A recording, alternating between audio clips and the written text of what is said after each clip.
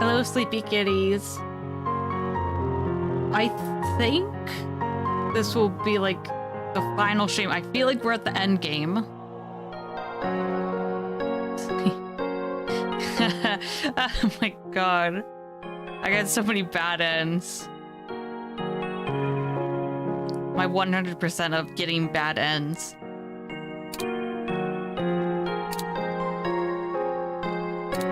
I mean, I have a good chunk of the pictures at least. Okay, let's continue. Did you say says I should decide based on what is precious to me? Alright, gotta go with Kenji. Because so far, siding with him has been like the best choice.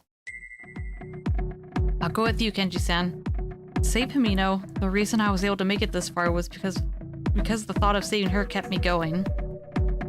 That's what I want to believe in. I understand. As things stand right now, I thought that's what you'd say.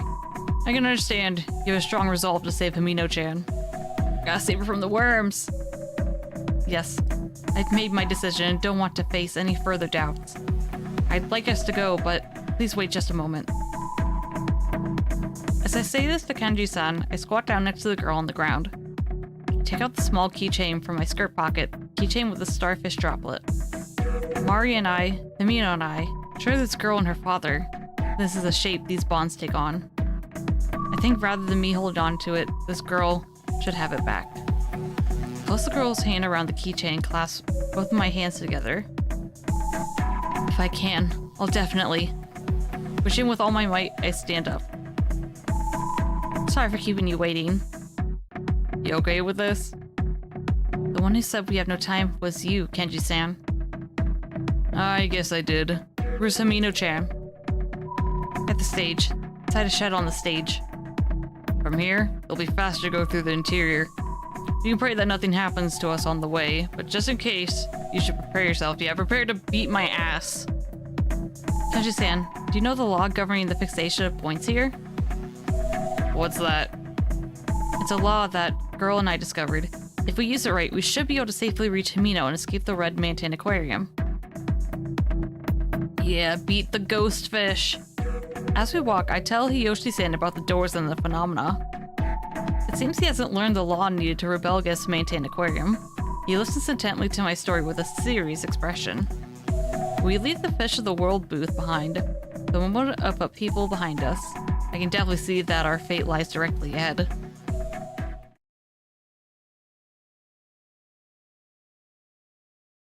Come on, end game, end game. We're gonna do it. I can't believe siding with the sex pest has gotten me so far.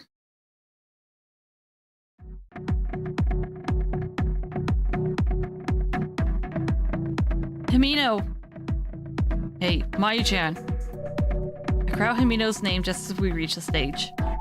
Does the rule of the fixed coordinates exist? Does that mean we're safe for now?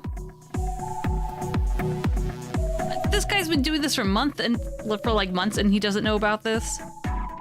Like, he knew a lot of shit. He knew so much shit about this place. I run quickly into the shed. Himino's there, unchanged from the last time I saw her. Oh god, you ain't looking too good. Ma, you... Ugh. When she gets choked up, Himino coughs up parasites. The number of parasites wiggling on the wet floor is even greater than what I saw a few hours ago. Ugh. You don't need to say anything. I'm here to save you, Himino. Himino's deterioration has gotten worse. Her eyes are hollow. You could probably say her recognizing me is a miracle. If we had been an hour later, would what have happened been? It's scary just thinking about it. Thank you. Himino hangs her head, her breathing ragged. I got you, my girlfriend. Let's go. Everything's going to be alright. If I touch Himino, the parasites will probably try to attack me as well. Even so, if we're going to escape, I can't run away from the parasites. Though it's not the best solution, I have to choose what's more important. Hello, Nettist! I know, like, finally, I'm actually doing streams in a row. Now, hopefully with all the, like, August winter and my brain not melting, I can actually, like, stay on schedule. So try to lend Himino my shoulder. Kenji-san intervenes. Yes, do it, Kenji. I told you, didn't I? If you don't let me carry Himino-chan, you won't be able to react if something does happen. Kenji-san removes Himino from the chair and lifts her onto his back. His sense of stability makes me believe that, as he's so easily able to carry her, he could run with her much easier than I could. No shit. Isn't she a bit heavy? Himino-chan, you probably need to go on a diet. What? Kenji, shut the fuck up. She's dying. She's filled with parasites. Don't be mean. She's gonna get mad at you. Jeez. My heart lightens up a bit as we joke back and forth. I feel tightness at my chest as I worry over Himina's condition. But you seem pretty reliable. She would be dying if she lost a few pounds, huh? Okay, how many pounds are, like, her fat and how many are the parasites wiggling in her? Tell me that again later, after we've escaped. Anderson smiles at me, and we leave the shed. I follow behind him. First of all, there's no need to worry. Let's stay calm and get out of here. Hello, Plix. You made it. You actually came in pretty damn early. Longway says I run after him. Get breaded.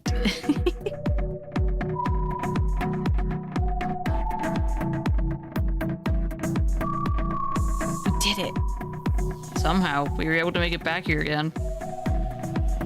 Kenji-san. Having come just in front of the ticket gate at the entrance, Kenji-san stands stock still. Staring far past the entrance gate, he says nothing for quite some time. Don't get taken over by a ghost again. Sorry. Let's go. What was that look, Kenji? What was that sus look?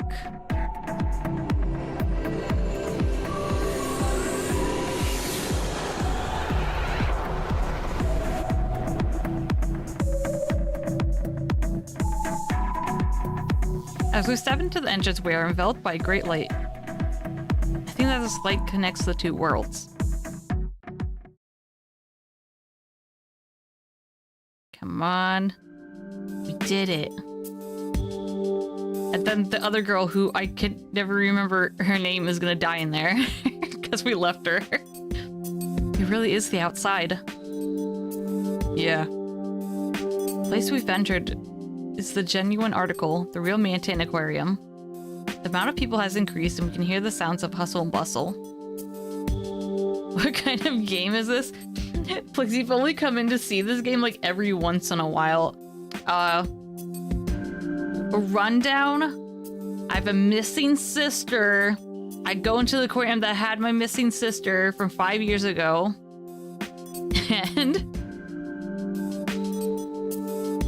And then it becomes evil and creepy because there are dead fish and dead bodies, and they've become their own things and have different dimensions, and it's all fucked up. And I was coming back here to save the one-man Kanji-san, who's actually been helpful. He's an awful sex pest a lot of times, but he's also helpful. But now I feel like this is gonna be an ending, and we're gonna go back. And the other girl's gonna be dead. She's gonna be, like, kidnapped from the evil girl ghost, who I can't say her name right.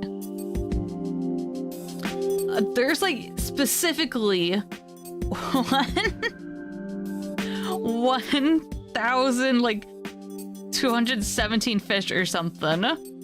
Like, ghost fish. It is so dumb. I love it.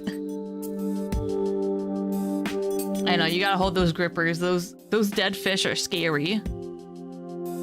With Himino on his back, Kenji-san is attracting attention, so he moves to the rest area immediately. I'm gonna go buy some drinks. Setting Himino down on the sofa, Yoshi-san walks off toward the vending machines. Himino's lying down, fast asleep. Looking at her face from the side, I noticed something. The parasites are gone. They really were a phenomena limited to that place.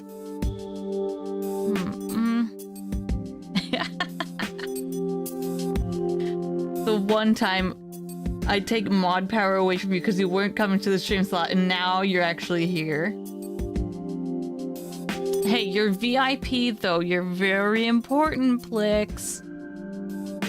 Looking at Hamino's healthy skin color, I'm convinced even more than before. She's been saved. So I think that something was up inside of me. Like I told you earlier, can't let your guard down yet. Nope. Yeah, no problem, Plix. I understand. And also because I wasn't really all that consistent anyway, so it's cool. Having returned, Kenji-san hands me a canned drink. It's hot cocoa. Kenji-san is holding a bottled sports drink for himself. Probably that Pocari sweat, that delicious Pocari sweat.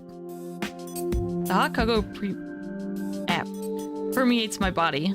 It's sweet enough to smother the parts of my heart that aren't yet whole. Holy shit! Plix has Riz? You got a girlfriend? Oh no, Plix. How are you gonna get the girlfriend-free experience on this stream? Boyfriend-free girlfriend experience on this stream. The Rizzler? Okay, you're the Rizzler now. This hot drink is perfect for a building where the air conditioner is going full blast against the hot early summer weather. Thank God we're not in there anymore. In contrast to me, Kenji-san, covered in sweat, downs his drink in one gulp. Although I guess we should take a breather for now. Give the now empty plastic bottle a good spin. Kenji-san settles himself onto the sofa. There's a question I've been meaning to ask. Can I? What is it? My age? You're like 20-something, dude. Well, that wasn't it. Although I am just a little curious. How old are you, by the way? I fucking knew it. I'm 22. How old are you, Mai-chan? They're 15! No! Oh my god, no. Why are you such a sex pest to these girls, bro? No! Oh my god, I knew it. He's just trying to get his Discord kitten. He's just a number. Oh my god. I just remember, because I'm still like editing some videos, I just remember you were like, wait, I thought they were in like high school, and I was like, well, he's gotta be like 20 something from his look. God damn, dude, go for people your own age. What is it, Plix? Okay, I'll fix that on the Discord then. What, your girlfriend won't let me have you be my mod on Discord? Nah, it's fine. You and I are both 15. We're in our 3rd year of junior high. 7 years difference, eh? Well, what did you want to ask me? About getting in and out of the Red Mountain Aquarium. Finish up our idle chatter, I get down to business. Felt like it was not an entrance we passed through so much as we went astray in order to reach the Red Mountain Aquarium. Coming back, we passed through an exit. What's the difference? You know, Kenshi-san? At first, I wasn't sure either. In the beginning, I also felt like I had gotten lost and wandered in. In the beginning, the Kenji-san, today you passed through an entrance to get to the Red Mountain Aquarium? In other words, it's the general concept. I think the way we think about it is the problem. Can you give me more details? If I don't have more, I get the feeling that I won't know how to get back in on the next day of the full moon. No need to worry, like we talked about before. What you need is a connection. If you aren't rejected by the Red Mountain Aquarium, then the way will open. The problem is the entrance. Thinking of it like an entrance and exit is just an idea we constructed. So the door that connects Mountain Aquarium and the Red Mountain is really in our minds. Oh, we just have to think hard enough to get there? What do you mean by that? I think if that vending machine has an entrance, then it will become an entrance? Is that what you mean? I point at the vending machine Yoshi-san bought me cocoa from. I thought no matter what happened, we wouldn't get into the red maintained aquarium. It's still just too much for me to comprehend. If you're able to believe from the bottom of your heart that is the entrance, then yes. Oh my god, heart, friendship power. We just have to make it in. Anything can be an entrance to this place. That's crazy. Anyway, the border between worlds isn't by nature that distant. It isn't like the wall separating a house from the outside. From the moment we become aware of it, an entrance is created. It's fine for us to think of it as a door or a ticket gate, even a window or a hole. If it's not something like that, not to be able to see it as an entrance. You would think strange to look at a wall and call it an entrance. Only a pure child could think of that as an entrance with all their heart. In other words, Kanji-san, what you want to say is that because I thought this is the entrance, then any other way in aside from the aquarium entrance disappeared? Innocent nods and adds, yeah. If you don't acknowledge it, it won't exist. But as soon as you do, it does. Maybe ghosts or something like that as well. I'm sorry, I did not imagine dead fish and ghost fish. I was imagining my sister, apparently, so I mean, there's that, I guess. Anyhow, Maya-chan, you should at least believe that on the day of the full moon, you can get back and forth to the Red Mountain Aquarium through the entrance. Yeah, I think the fact that we got out was proof enough of that. I take another sip of my cocoa. That girl's gonna be fucking dead. Another full moon's like a whole month. She's gonna be dead. At the same time, I hear a loud thud at my side. I sip out my cocoa. My chalky milk. Amino. Sorry. It's the sound of Amino losing her balance. In the beginning, I thought she had fallen into a deep sleep, but I guess I was wrong. Chalky cocoa milk. Amino's laughing, but her body, which I help up reflexively, feels extremely feverish. Amino, this fever. It's awful. What? Fever? I'm telling you, I'm fine. This man is Yoshi-san, right? Why? Yeah, why is he here? He's been such a sex pest.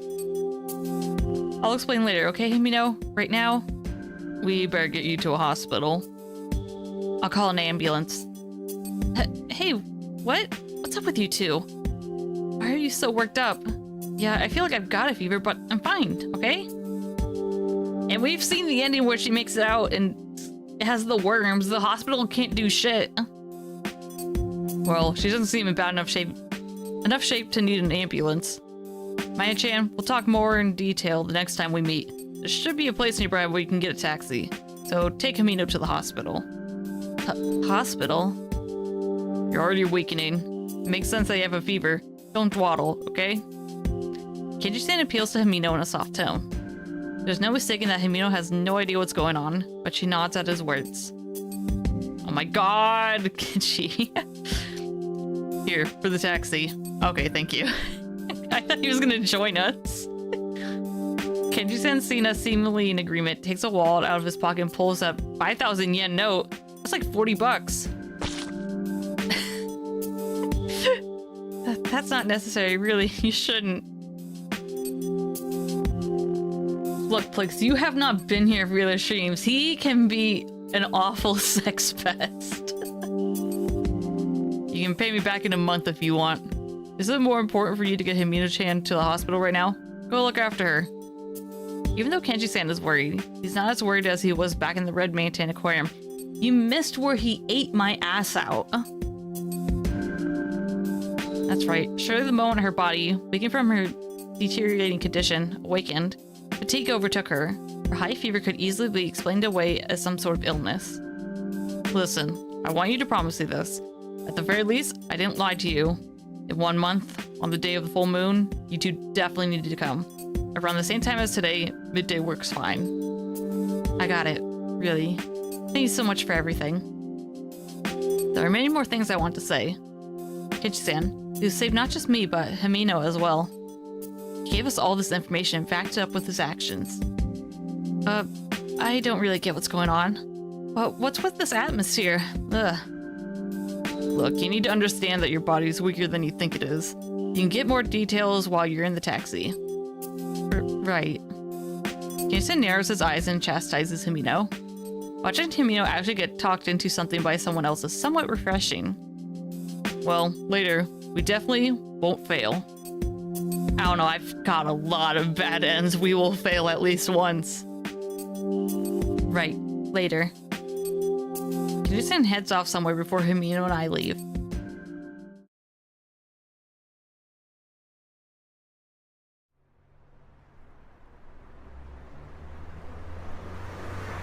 There's a taxi stand on the basement level of Mantan East building, so we grab a ride from there. I wonder what the time difference is between, like, being in the different dimension aquarium and then being out here. Like, does time move normally? Due to her high fever, Himino staggers about, but unlike in the red Mantan aquarium, it's not bad enough that she can't walk on her own. With one hand holding the railing and the other holding mine, she's able to gradually make her way on her own legs. I'm sure that when we get to the hospital and she gets an IV drip in her or something, with a little rest, she'll get better. Thinking back on it, this is the first time I've ridden in a taxi on my own. Sometimes my parents use one, but I usually just follow their lead and ride quietly. Raising my hand, getting in, telling the driver my destination. Paying when we reach our destination, saying thank you. So we head for the taxi stand. I review the procedures in my head over and over again, and tighten my facial muscles so they don't look down on me or try to take us on unnecessary detours just because I'm a junior high student. If Himino were in my shoes, she'd be fine. But since it's me, I have to give it my all. That's like me when one time in college we missed like the bus and I had to call an Uber. And the other person was like really shy and scared. I'm like, I'm usually the shy introvert one. So I'm like, I have to be a leader here. I gotta pull my big girl pants and be the leader.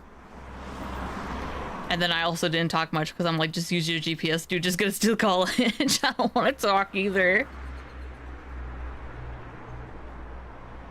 If Himino were in my shoes, she'd be fine.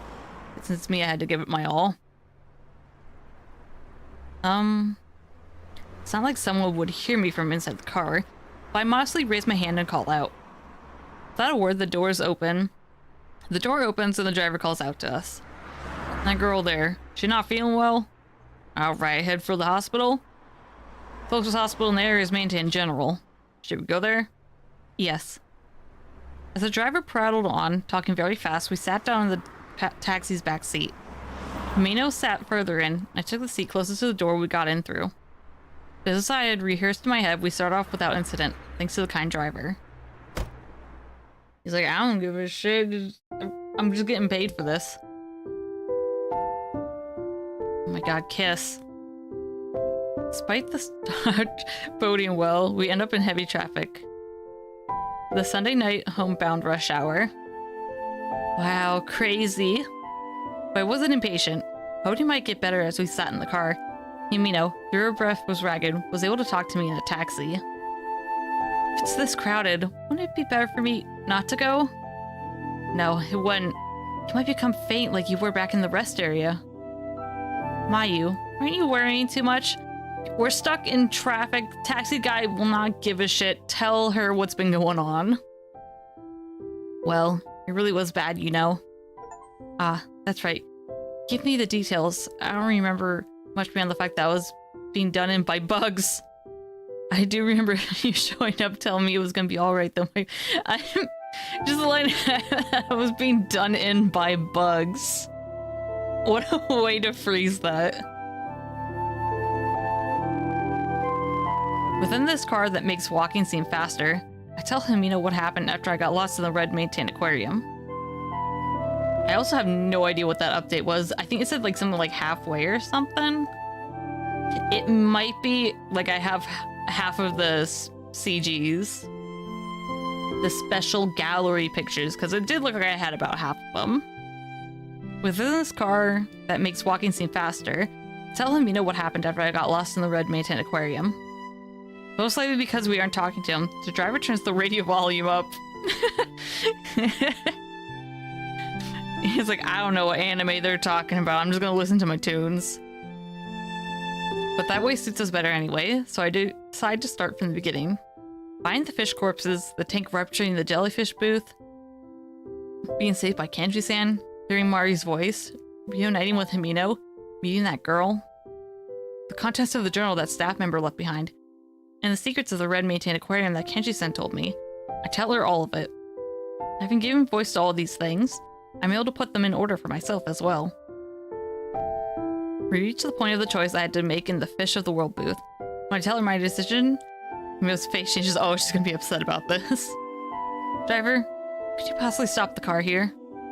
Mio clearly says this to the driver right in the middle of the congestion. Hey, Himino.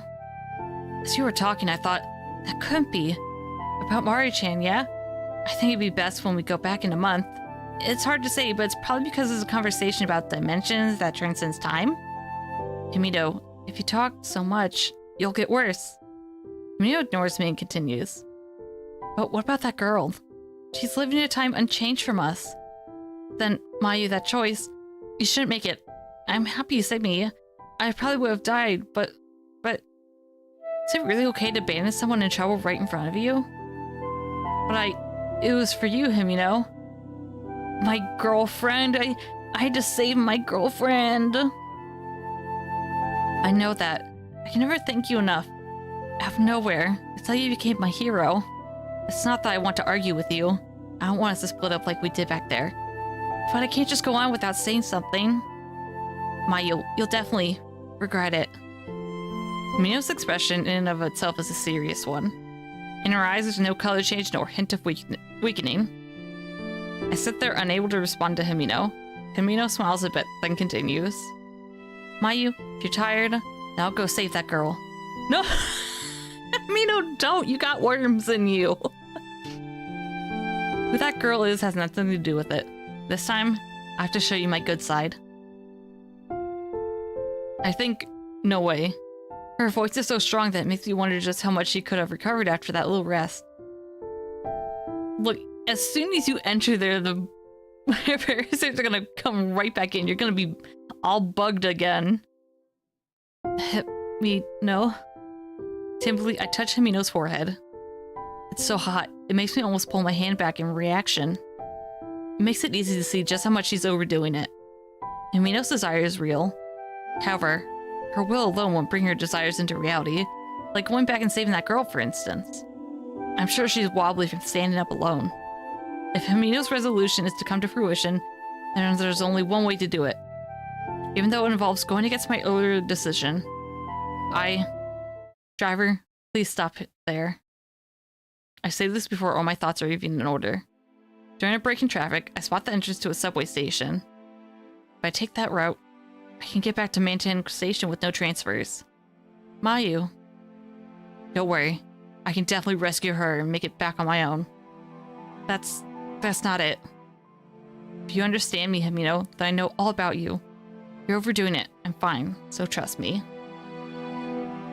I'm going in with my stupid boots, and hopefully I don't, step on any more frogs or anything that'll kill me.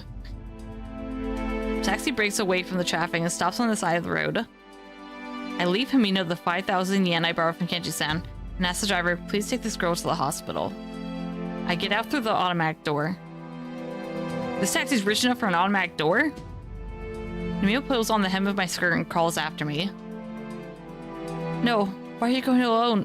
Mayu, if you were really that well, you'd jump out of the taxi right away, but you can't even imagine that much. I'll go with you. Trust me. Wait for me. I'll carry your concern with me, Himino. Mayu, but... I turn back to Himino and put all into forging a smile. I don't want to go back to such a scary place. That's how I really feel. But Himino said I would surely regret it. She's right. Somewhere deep down in my heart, I know it too. Kenji-san is no longer there. I can't rely on him. I truly am fighting this battle alone. I'm gonna fucking fail because Kenji's not there to save my ass. Even so, if it's for Himino, I can't fail. Ice cream. We haven't eaten it yet, have we? Let's eat some together. Right. The door closes with a hollow slam, and the car returns to the flow of traffic. I gotta go. Without looking back, I run down the subway platform. Look, girl empowerment and all, but so far I've only been surviving because Kenji Sans has been there to help my 15-year-old ass, like, fight fish ghosts. Getting off at the station, I begin walking down the street in the night. It's the same street I walked down mere hours ago, but seems completely different at night. I couldn't have imagined that this would happen. The full moon floating in the sky, heading from Rantan East Building, it feels like I'm walking towards the moon itself. That mysterious light envelops the world. Surely that other world is equally illuminated by the light of the moon, which is why the Red Mantan Aquarium exists. My gait seems especially courageous. I believe that only hours ago, I fought, overcame, and changed myself. Oh god, time for more bad ends for me. Mantan East Building at night has taken on a new feeling. Thanks to its illumination, the contours of the building are more pronounced. Its sheer size is also more striking. Thinking deeply about the other world being born within this building, I feel that the light sleeping out from the signs and windows is eerie. I'm home. I'm home! Girl, please. I wouldn't have made such a joke this morning. I smile and giggle to myself. I've gone crazy.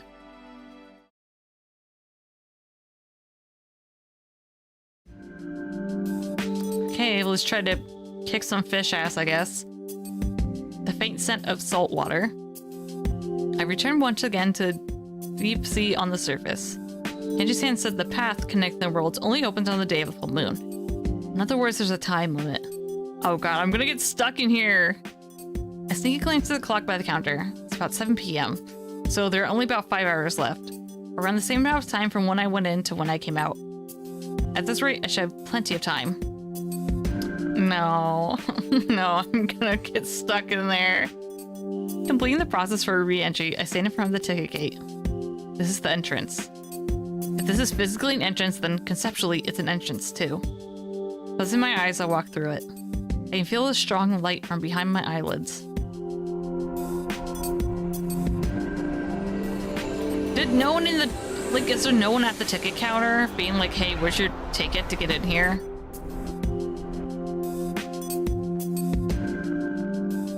When the light stops, I open my eyes.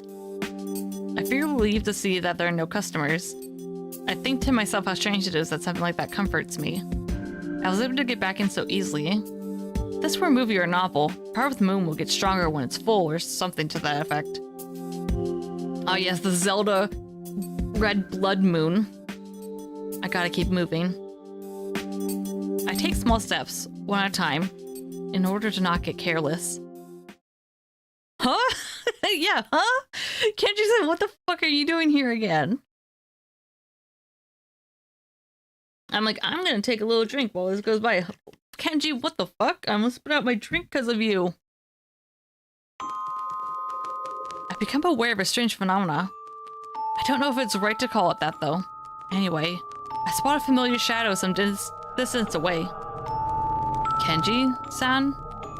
Without thinking, I mumble his name, but he doesn't seem to hear me. He might help me out, is what I think for a brief moment. What is this? He's...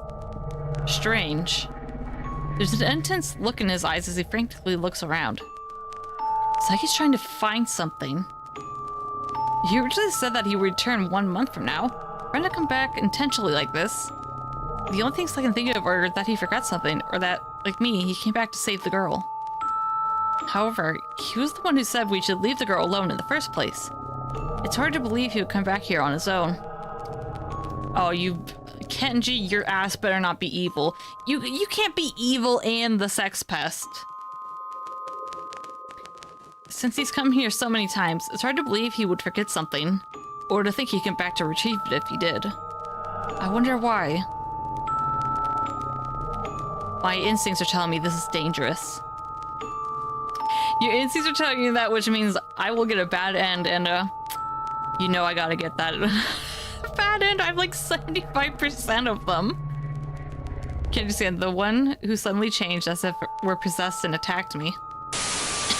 Oh god. His eyes are the same as they were back then. Mari, did you take over his ass again? No, at that time that was because of the red maintain aquarium. I can't doubt him. I can't embrace these doubts about Kenji-san, who saved me. That was something he couldn't help. It came from a will that was not his own. Like a natural phenomena. Just like a typhoon. Which is exactly why I couldn't ask him about that sudden change. The doubts tangled up in my chest make my legs feel heavy. At this point, I didn't expect my own doubts to be like shackles. No, that's not it. Kenji-san is my ally, so to speak. I need to cast off my doubts and open up my heart to Kenji-san. Just a little bit more, just a little. Oh god. I decided to trust my instincts. When we split up at the taxi stand, the name tag he should have taken off was around his neck. He had told us it worked like a discount coupon. He probably forgot to take it off after he re-entered. Kenji-san enters the souvenir shop. I can't imagine what he's gone in there for. Oh yeah, and I think he went in there before because I saw his name tag there. I watch over the souvenir shop from the shadows of the Tokyo Bay booth so I won't be discovered. My heartbeat gradually quickens. The wait feels long. Even though it's been no more than 5 minutes, thanks to the strange feeling of unease, it feels like an hour or two. If only there had been no change since my return. If only he hadn't had those eyes. I should call out to him, tell him what Himino said, and have him help me if possible. There he is. I pay attention to Kenji-san, who has come out of the souvenir shop mumbling to himself. What is wrong with you, bro? The child. Where in the world is she hiding? Despite the fact that he's far away, his words shock me so much, it's as if they're hammered into my chest. That child? The red maintain aquarium and a child. Mari. I can't think of anyone else. Why is he hunting my sister? The memory of Saginuma Riko when she appeared by Himino back at the stage, also saying she was looking for a child, sticks out in my mind. Why would the criminal who murdered the director be looking for Mari? Why is Kenji-san also looking for her? The red maintain aquarium. The murder of maintain aquarium's director. The mysterious girl who was the director's daughter. All of these scattered pieces. Could they be part of the same puzzle? I give a loud gulp. Gulp. These frightening surprises don't end there. I continue to follow Kenji-san with my eyes. He heads for the staff passageway behind the panel we pressed earlier. At the moment he opens the door and is about to disappear. Sakinuma Riko? There's a slender shadow of a woman there. As soon as I see her, I can't grasp why she'd be together with Kenji-san, the man who shoved her and tried to kill her before. Yeah, what the fuck? I briefly avert my eyes from the scene before me, but quickly return to looking through the crack in the door. They're putting their lips together? It's what society refers to as a kiss? What?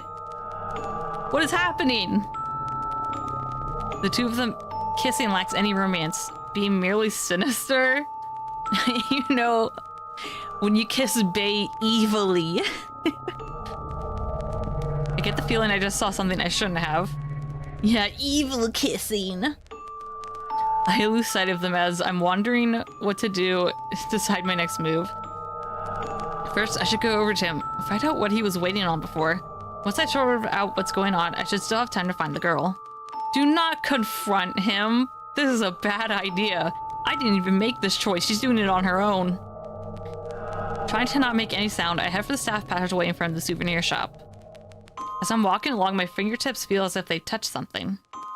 It's right in front of the door to the souvenir shop. This is the keychain. Standing still, I pick up the small item. It's one of the prizes from the Gacha Gacha machine with a small starfish attached to the droplet. Flipping over, there's a photo printed on a sticker stuck to the backside. A little girl and her father. This belonged to that girl. Could she be in here? But Kenji-san reacted as if she wasn't there. Which probably means that Mari isn't here.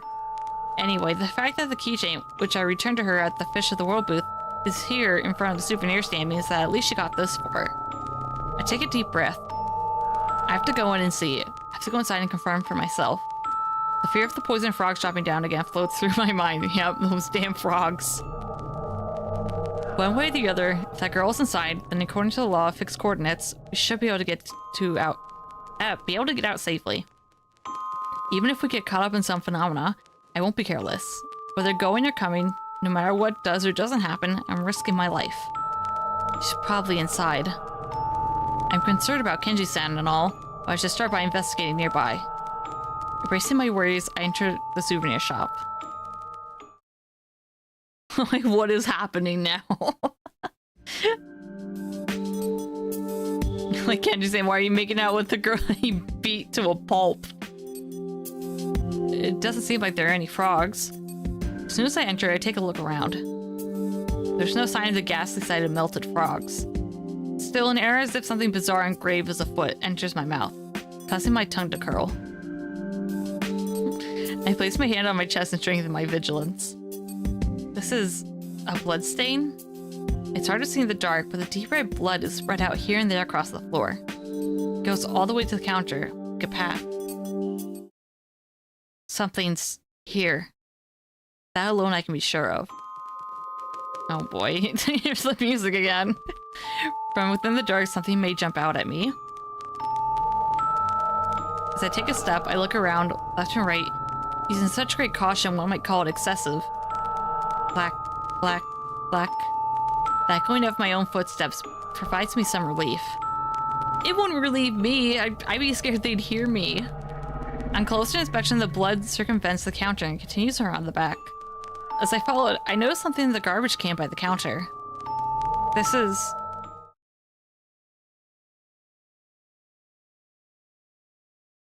one name tag has been thrown away. Catches my eye because it looks like Kenji-san's. The cover for it is worn and dirty. Has Kenji-san not been Kenji-san this whole time? Yeah, his on when he left the souvenir shop, so it's not like he threw this away. But contrary to my expectations, his name, the name Hiyoshi Kenji is on it.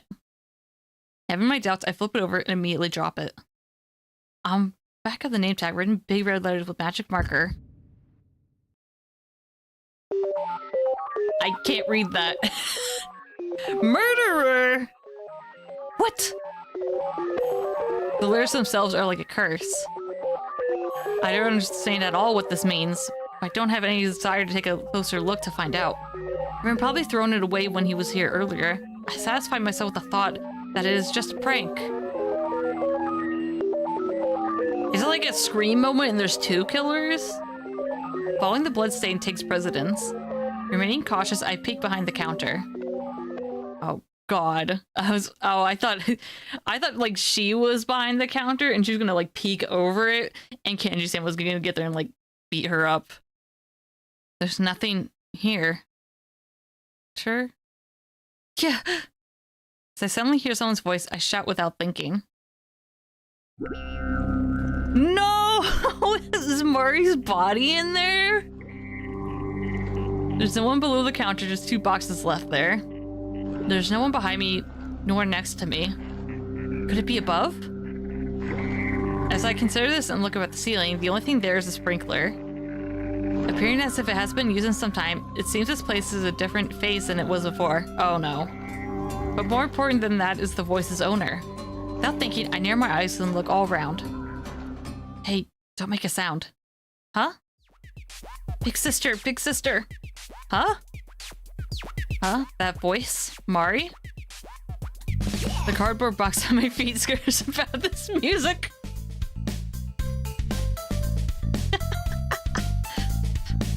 You have to be sure. What do you do if he's with her? That voice. Is it that girl? By him, do you mean that Kenji-san who was here before? It's fine, I'm here alone. Yeah. Wait, it might be a trap. As if the girl's voice didn't even reach Mari, she topples the large cardboard box over. Mari immediately jumps out, clamps onto my leg. Mari! Big sister! I embrace Mari's tiny shoulders in return.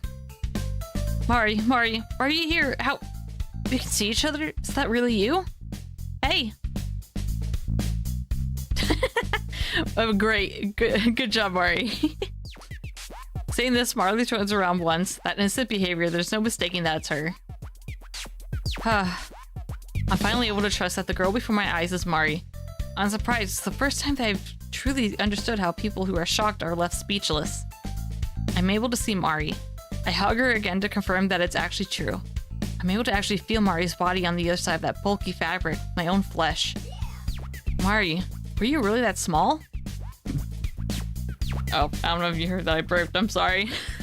Oh my god. Big sister, you got so big. You don't seem like yourself. Mari rubs her plump cheek against me. The difference in our height after 5 years is clear. Even though I was younger, I was a bit bigger, right? Hey, that's not true. You're the same height. I'm older, so even us being the same height is nothing to boast about. But this stubbornness itself is vital to my memories. I hug Mari again, clenching even my fingers tight around her. And then I realize it. Sorry, I know you're having a touching reunion, but... The girl was inside one of the boxes, despite how difficult it was to get in. And seemed to be struggling to get out now. Oh, she might have like fooled him with her jacket or something. Finally, she breaks out of the box by tearing it open. Not the least bit bothered by it, she speaks in a cold tone. I totally thought he hid their bodies in the boxes or something. The blood splatter here and there appears to be hers. It seems to have stopped now, but surely it was from the wound on her forehead having opened. That girl, she's already dead. Yeah, I knew that. It's something I'd already realized. That's because I couldn't feel Mari's body heat. That girl had put it into words, as if it were no big deal. I prepare myself in my heart on actually being able to embrace Mari. That difference causes my chest to tighten. Big sister, I'm sorry. That's not something to apologize for, Mari. I'm sorry our mom just let you run off to be murdered. Mari looks at me with an anxious expression on her face. I rub Mari's head. Her hair is silky. The fact that doesn't change whether she's alive or dead. Sayo-chan, can I tell my big sister about it? Sayo-chan, is that this girl's name? Yep, she told me. That's right. So Mayumi, please drop the Chan. Sayo, is it okay? Nice to meet you. There's nothing nice about it. What a cold response. Sayo-chan, are you a friend of my big sister? Not particularly. You not like her then? I don't particularly dislike her, Mayumi. It's so funny. Their exchange is so funny, I started snickering. Because it's funny to see Sayo wavering at Mari's barrage of questions. So Mari, what was it you wanted to tell me? Well... Mari glances in Sayo's direction. Sayo tilts her head slightly. Wait a second, Mayumi. Why are you here? Why, you ask? Didn't you take that man's advice and leave me behind? I didn't see it as you abandoned me and felt your actions were correct. But I do want you to tell me your reasoning. You heard all that? At that time, I couldn't move at all. Not even my lips. But I was conscious. The Red Mountain Aquarium. What a dumb name. Anyway, that was the only part of your conversation I caught. There's nothing to hide from me then. Somewhere inside, I feel relieved. My guilt at having left Sayo comes back, making me fully aware of its presence. I mean, yeah, knowing her personality, I knew she'd be totally cool if we just left her as we saved Amino. But you said what I did was right. I don't think Sayo was the type who would lie about that. The decision I made at that moment was definitely not wrong. I explained those feelings between Himino and I that, without worry over whether they were right or not, brought me back here. So stupid. Should have just left me alone. It was my decision. I can't let things be anymore. No gratitude, what am I saying? No gratitude or apology. I don't see it as us having grown closer, but Sayo is accepting me just a little bit more. Unlike when I'm with Kenji-san, and when I'm with Himino, it's the first time I've truly appreciated this feeling of relief. Now it's my turn. Sayo, why are you with Mari? That story's a long one. Where should I start? First of all, how about tell me about when Sakinuma Riko tried to kill you? You heard that from that guy already?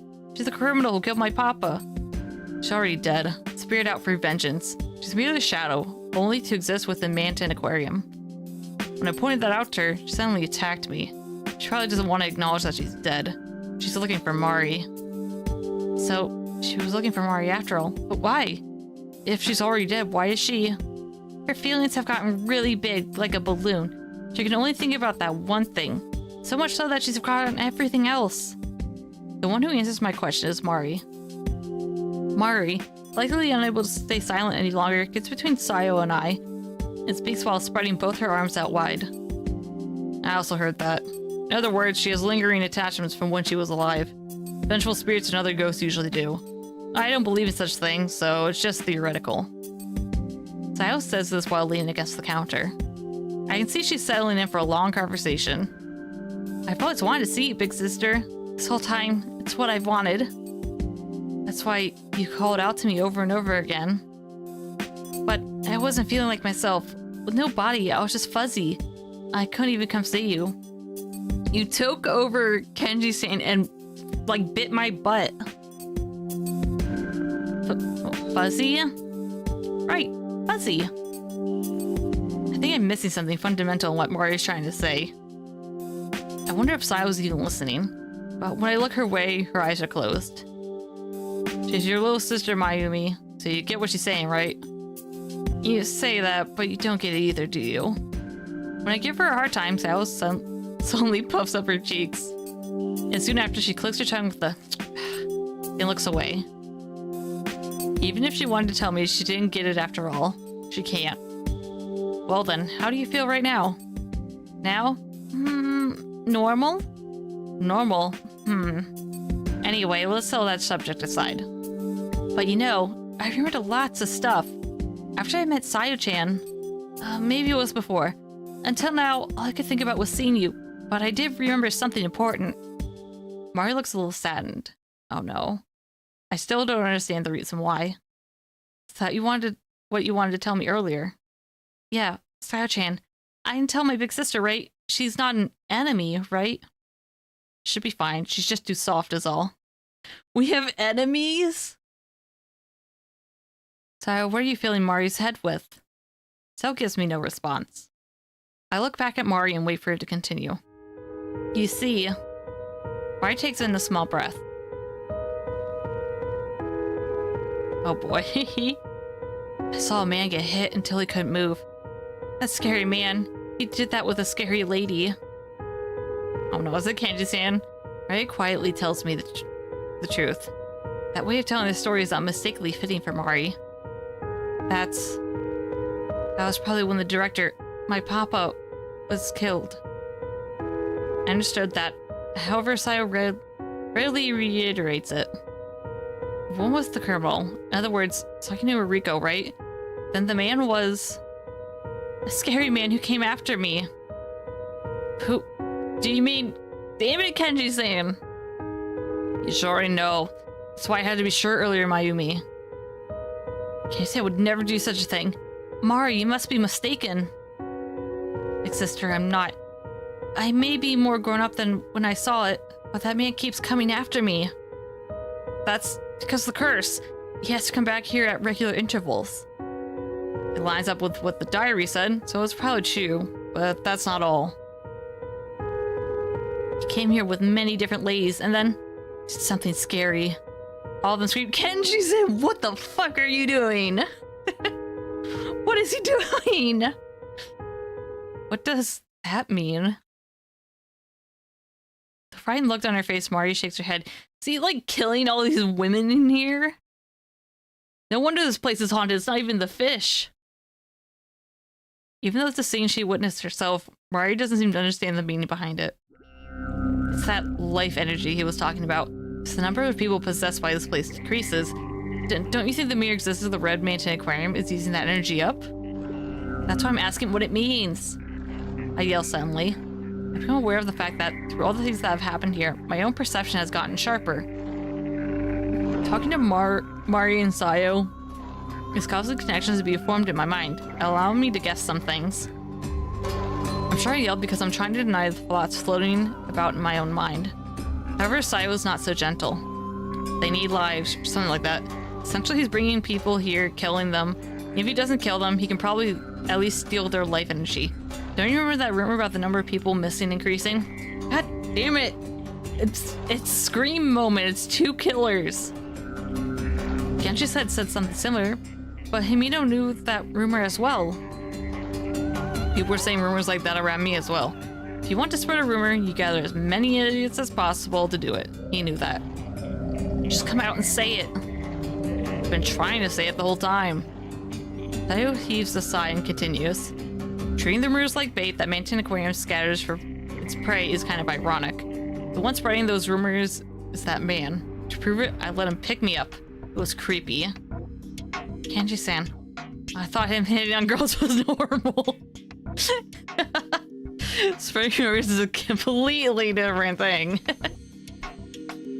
You know, just a normal sex pest thing. I came here to look into some things and found someone who had escaped. She doesn't seem like she'll ever wake up. It's probably because of having her energy exhausted. Before she came to the aquarium, some man called out to her. I have no doubts it was him. If he's Saginuma Riko's accomplice, it was not odd for him to help preserve Red Maintain Aquarium. And if we referred to them as the worst of humanity, they probably don't want to disappear. Even now, they're probably still working together. But Kenji-san's alive. Jeez, I'm not done with my story yet. Mari spreads both her arms and starts bouncing up and down. Mari, yeah, sorry, I lost my cool for a bit. Speaking of which, I haven't heard this yet either. After I saw that man fall over, I was chased by that scary lady. It wasn't anything like a game of tag. I kind of splattered and hid inside a giant tank. And it's hard part of the tunnel tank, right? The lady glared at me. I was so scared, but I tried to get her to leave me alone by running away. That was when that man showed up. Kanji-san did? He was really, really scary. First he got rid of the lady, then he turned something that looked like a handle, and then water started pouring in. But from there, I don't really remember anything. It all gets kind of fuzzy. What is this level of murder? So, like, woman kills the president of the aquarium. Mari saw it, runs away. And then Kanji shows up, kills the woman. And then I guess kills Mari? What the fuck is happening? Before Mari can finish, I break in. So that means that Kanji-san Mari, he killed her along with Sakinuma Riko. I think we can all agree he was the only one still living. Jesus Christ. No, it's a lie. It's gotta be. Hey, Mari, did you maybe mistake what you saw? Sorry, big sister, I said something awful, didn't I? Mari looks at me with large eyes. I'm sure she doesn't completely understand the horrific misfortune that befell her body. That's why she's been able to maintain her pure heart. I'm sorry, did he, you know, do the thing? I'm not gonna say the word, but I'm a terrible big sister. Of course Mari's the one I should believe over anyone else. I just can't believe Kanji-san would do something like that. I mean, kind of, but also I'm shocked he didn't just straight out, like, kill us. Like before.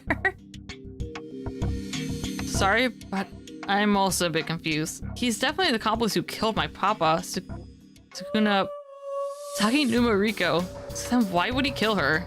Moreover, I can't grasp the reason why they would work together now. Sayo, you saw the two of them together? That's why I'm saying this. Seeing that those two were after Mari, she and I ended up together like this. By also, then you mean you saw them as well, Mayumi? I saw Kenji-san meet up with Sakinuma Riko and the staff patched away after he came out of the souvenir shop. You saw it too, why don't you believe us? Because Kenji-san saved me and Himino as well.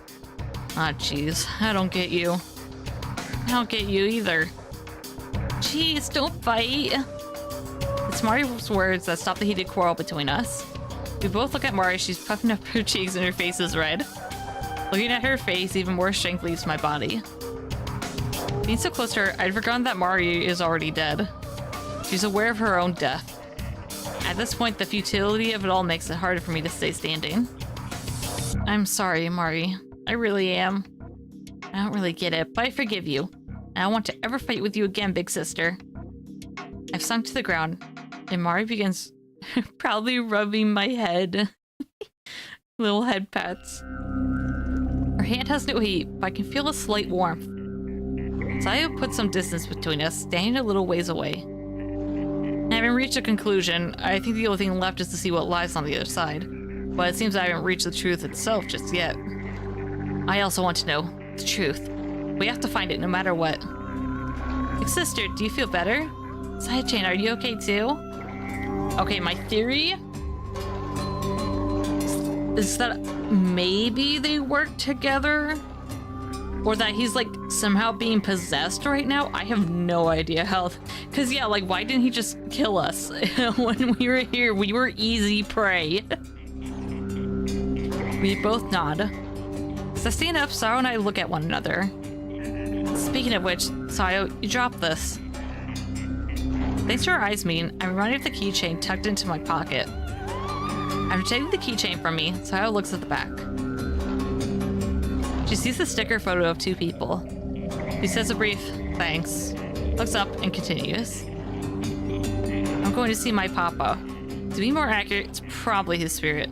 Papa is likely related to the creation of this closed-off world. I'm sure the truth lies there. I suppose there's no need to ask you two at this point. Right. Right, Sayo-chan, I wonder what your father's like. Our father... That was a slight change. Sayo's no longer alone. It may have been Mari who brought about this change. No matter what truth lies ahead of us, I get the feeling that if we don't forget what it is we believe in, we'll be alright. I thought this was gonna be a simple endgame. I was wrong. I might actually be heading down like the true ending or something.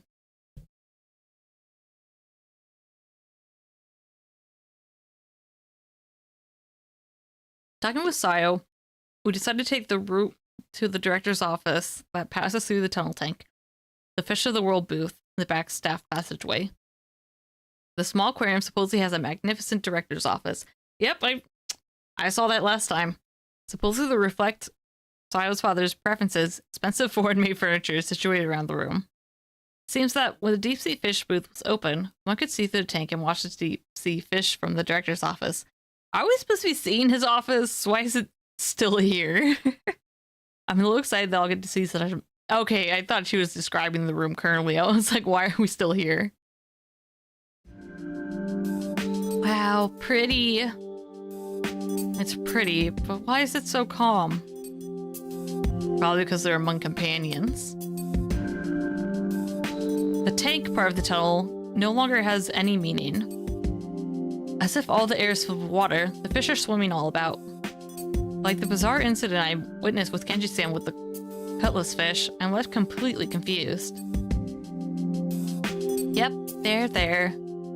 Ara gently pets the ray that passes beside her. The group of sardine pass above our heads, casting shadows that look like bullets, and Mari follows them with her eyes until they pass. The flat fish that passes by my legs is a red-eye flounder? It's a large tooth flounder. On the left is the large tooth flounder. On the right is the right-eye flounder. You thought they were the same, didn't you? That's not true. The large tooth flounder is so crisp and crunchy, delicious as sashimi. The right-eye flounder is more soft and flaky, so it's better boiled in soy sauce. I know the difference. Big sister, you're such a glutton. Even you, Mari? Jeez, I say and puff up my cheeks. At any rate, being able to actually enjoy the aquarium like this is refreshing. We're enjoying it, but the feeling is different. If nothing scary happens, this unreality isn't bad. Straight ahead of where I'm walking, spacing out, the nose of a large shadow brushes past me. I fall on my backside in surprise.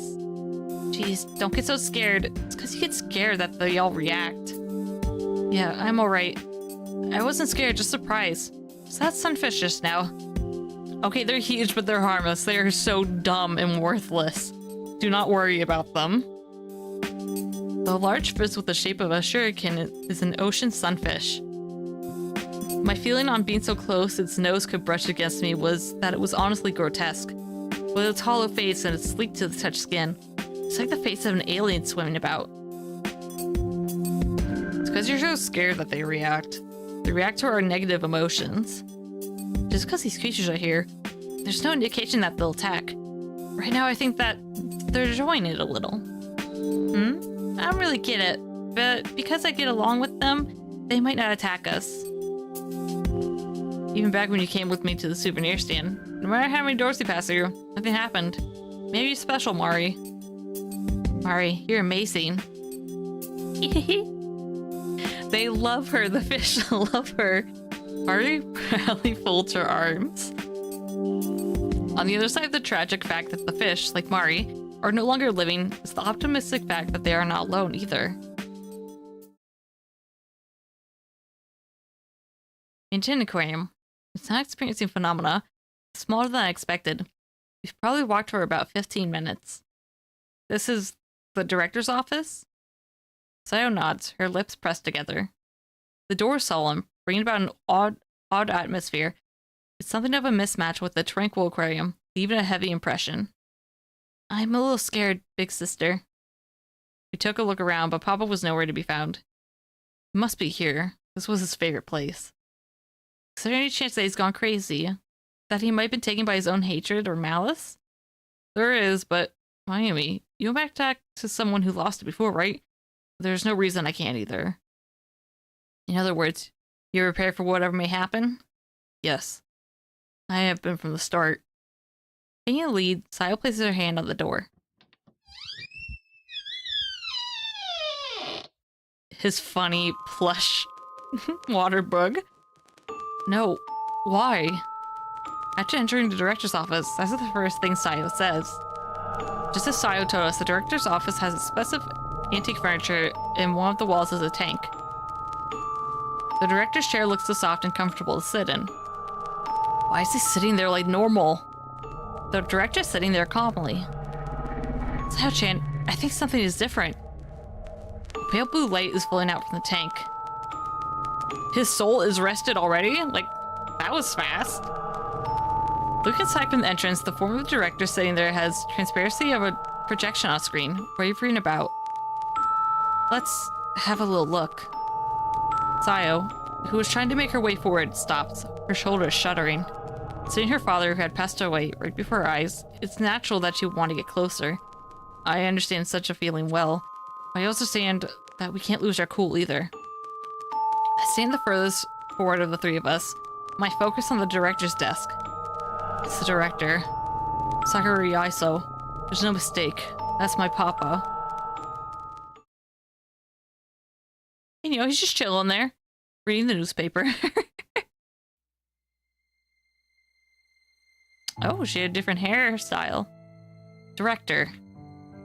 On a screen of light, one more character appears. Daginuma Riko? What, this is like a video or something? Here she appears a little younger. Without even glancing our way, she faces the comfortably seated director.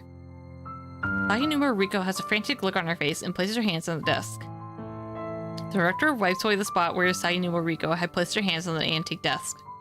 She glares at the director for just a second before calming her expression. Why did you reject my plan? The greatest number of visitors to Mantan East Aquarium comes from women in their teens and 20s. There are also many couples. We partner with other tenants or offer paired tickets, as well as attach ourselves to the image of a fashionable nightlife. We can expect a set minimum number of customers. We could also partner with magazines for coverage. Other aquariums aren't being touted as date spots yet. If we follow this course, it could be extremely advantageous to all involved. It goes without saying, an aquarium isn't some flashy attraction. Our purpose through and through is to display living things, and foolish young people point and laugh. Where's the respect for living things in that? No offense to you, but they're fish. They're just fish. In that case, shouldn't we convey to young people the splendor of marine life and teach them how precious it is, as well as the smallness of humanity? And what about this application? Saying nothing to me? Throwing several million yen into addition for the stage? Children would love that. The number of visitors would temporarily increase, but does it serve any other purpose? You employ animal trainers to train them from scratch. We don't have the know-how for this. Moreover, given the scope of Mantan Aquarium, how great of a show do you think we can offer? A show on a stage won't win against our competition. Let's make that clear. People get bored soon after. All we've left with is a balance in the red. It won't add up that way if the staff as a whole works together for that end. Director, you understand nothing.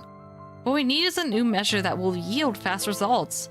As management, you at least should grasp the gravity of the issue, right? And all your plan concerns itself with is profit in the immediate future.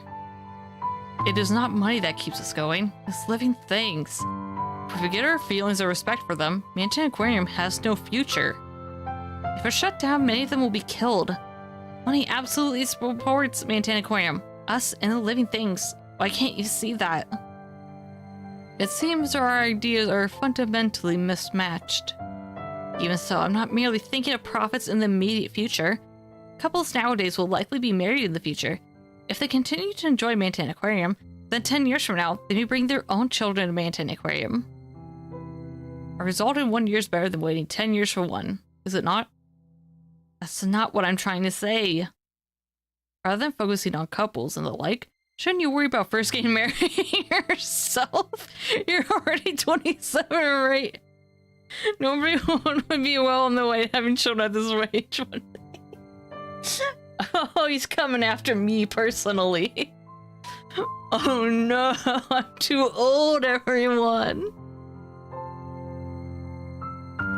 Ha. You have nothing to say back, then you lack any persuasive ability. You have time to think of nonsense plans, then you have time to think of ways the plans I'm pushing for can generate profit.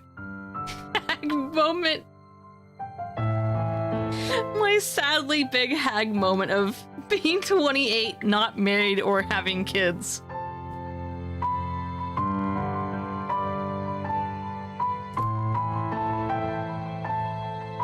She looks more like she's like in her 30s too, not really 27. The two forms waver and disappear. Nothing remains but the light leaking from the tank as I replay the conversation in my mind. My image of the director has completely changed, but he could have never had said something like that in front of Sayo. Even Mari looks like she has something she wants to say, but she just bites her lower lip and holds it in. Horrible. Papa, you're the worst. Sayo was the first to put her feelings into words. Oh, thank you for the follow, Tango Toad. I'm glad you're enjoying this. This run has been ridiculous. It has actually been like pulling moments that I'm like twists and turns I'm shocked for. Sayo was the first person to put her feelings into words. I guess I should have said something after all. So what you think he was completely wrong. Still, that was no reason to kill... Big sister, it's not over yet. Mari says, breaking through my words, and points towards the desk.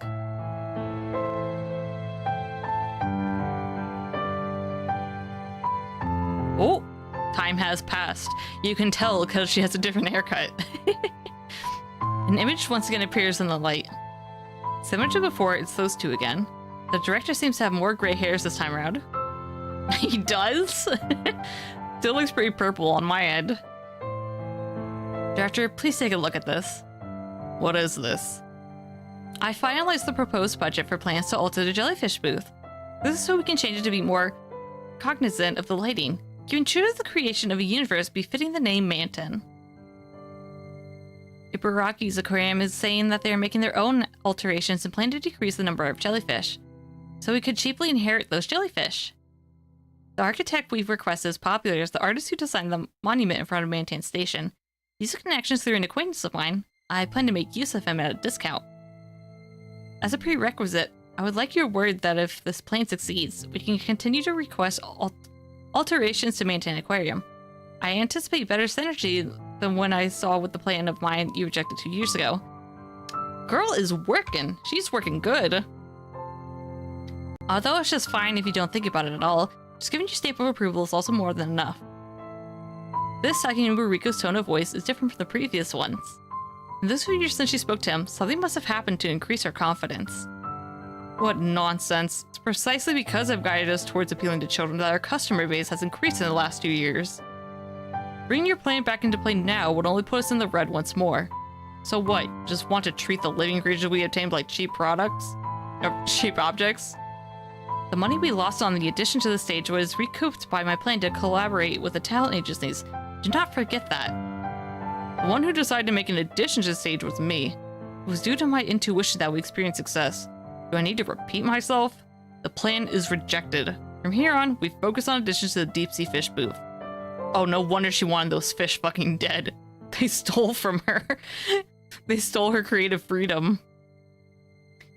Even if you reject it, all the other employees are in agreement.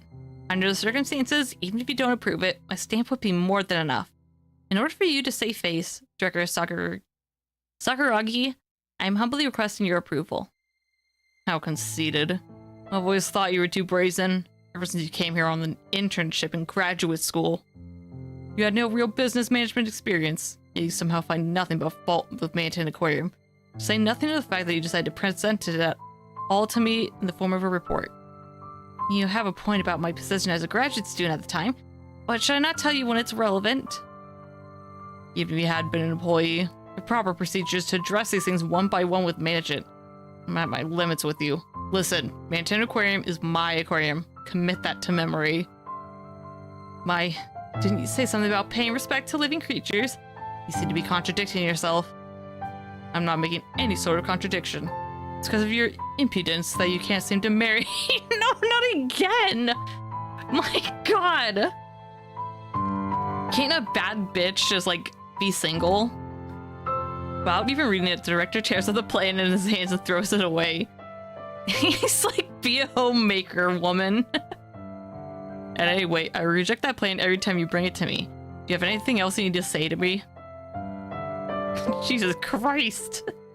No matter what the director says to Sayunu Mariko, she boldly smiles back, possibly because she's trying not to show the fear she feels inside. Mari grabs onto my fingers. In contrast, Sayo silently watches the replay shown in the light without looking away. That's right, Director. It seems you've been taking the train to work lately? Yes, that's right. The company car is in for repairs.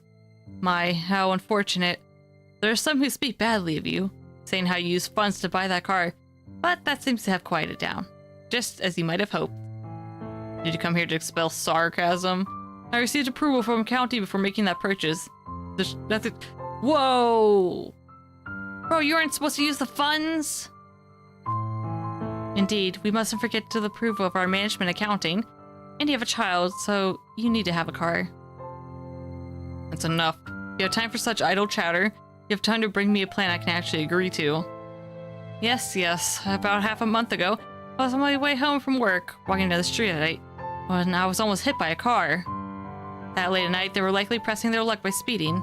Luckily, I was able to avoid them. They lightly hit a telephone pole. But it was just barely. Don't tell me it was the director. With there being no people out so late, it could have been bad if I were involved in a hit and run. Yes. It was dark, so I couldn't see the license plate number, but I knew the model of the car. It was... Yes, a foreign sports car. That's because it's a fast car. There are probably lots of idiots who drive fast late at night. Couldn't be me. I believe that was about half a month ago when you started taking the train, wasn't it, Director? You mean to say that I did it? Don't be absurd. I was merely seeing if you had any thoughts, Director. I wouldn't dare bear such doubts in my heart. Get out now. My pleasure, Director. Sakuragi, you should also be careful on the streets at night. Oh, she got his ass.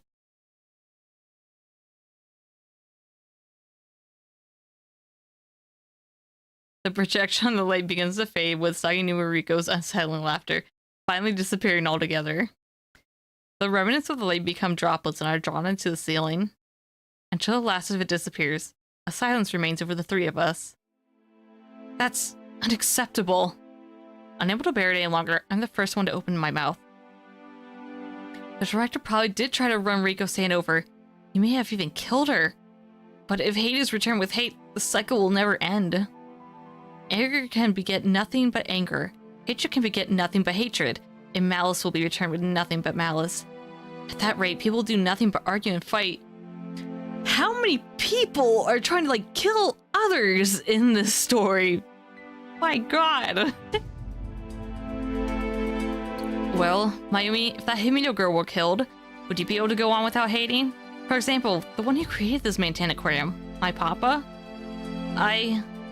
Trying to think of rebuttal, I shut my mouth, but Saya won't let me off that easily.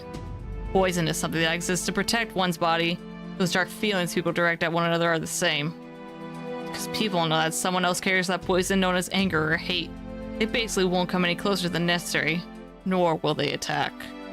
Still, once one bares their fangs, there's nothing left but to fight. In order to protect oneself, they'll return poison with poison. In that case, it won't end until someone dies. Sayo-chan, that's scary. Mari says this in a serious tone. Sayo doesn't look in her direction. She merely bites her lips lightly. I pat Mari's head and say to Sayo, "There is the possibility of a light that can end the chain of hatred, right, Mari?" "Sister, what do you mean?" "Nothing. I'm just saying how great you are, Mari." I don't get it at all, but I get complimented. Yay! Seeing her innocently cheered up so easily, I smile a bit. But I wonder what was up with that projection earlier. We received further into the director's office. There's no projector or anything of the sort. There's no explanation, but that, just like the impression I got, the images were projected on the light leaking out of the tank. Who knows? You said you want to see this truth with me, so maybe the aquarium reacted to that desire. Or something like that. No matter how ugly or terrible it is, we have reached the truth. All we have to do now is find Papa. If we want to bring an end to this world, we have to undo the curse. The red Mayton aquarium will disappear. That's probably what's on the other side of the truth Sayo seeks. At that time, what will happen to Mari? I'm unable to give voice to the questions floating about in my heart. I'm sure this girl will easily give us those answers. What a shame. What you've arrived at is nothing more than facts. We still hold the truth in our hands. Sakinuma Riko. Sakinuma Riko stands at the entrance to the room, door having been left open. Having seen her argument with the director, my animosity toward her has softened. Even murderers have reasons. I can't be sure, but could the reason that she didn't directly lay a hand on Mari mean that she was trying to protect her? No. In that other ending, she really tried to fuck her up. I was just thinking that I wanted to have a little chat with you. My, what an honor. You jerk, stop acting so high and mighty and tell us about this truth. No, that's her, but it isn't her. That whole projection was true. In light of my confrontations with management, the director tried to settle things by taking my life, since there was no place for him anymore. That's why I decided to kill him. Oh my god, that's... As Sakinuma Riko's words, the temperature in the room drops. The air becomes so tense at those few words that it's almost painful on the surface of my skin. No matter what the truth she might be hiding, I'm sure that her murderous intent is pure. Oh! Hello, Kenji! My-chan, Sayo-chan, run away! Leave this to me! I'll make out with her and distract her. Kenji-san. The voice continues from behind Sakinuma Riko. The frantic voice, but a powerful and dependable one. How do you know Sayo's name? Kenji-san's eyebrow twitches. That's because I heard you guys call her that. Uh-huh. That's enough, Kenji-kun. It's been a change in strategy. Oh boy. Science flows through the room. By my own discovery, the final line has been crossed. I can't fall apart here. I have Mari by my side. You've gotten so big, Sayo-chan. Didn't I say so earlier? You've done a nice job surviving. Shut your wrinkled mouth. We know that you two are working together. Insult me all you like, but I wonder if that will be enough to absolve your hatred. Kenji-san walks to Sakinuma Riko's side and loudly cracks its neck. The three of us are facing the two of them head on. What the fuck is happening? Why didn't Kenji-san try to kill us earlier? What? Big sister, what do we do? Those people were looking for us, right? They had the same look when they killed me. It's all right. It'll all be fine. Place my hand on Mari's head and I can feel that she's shaking. She's afraid. It's not impossible that Mari would remember the moment she was killed. When she saw them, she probably remembered the fear she felt back then.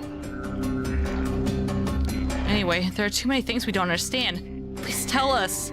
Like when you pushed Sagi no Muriko, Kenji-san, you were trying to save us, weren't you? Kenji-san, you said? How funny. That isn't his name, is it? That isn't actually his name.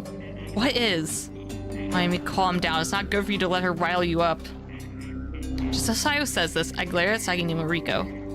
Even though she's realized she's completely misjudged you, this girl continues to trust you. Well, that's not impossible. That's what I led her to believe. Didn't you say we needed to restore that one piece of the aquarium? What do you mean?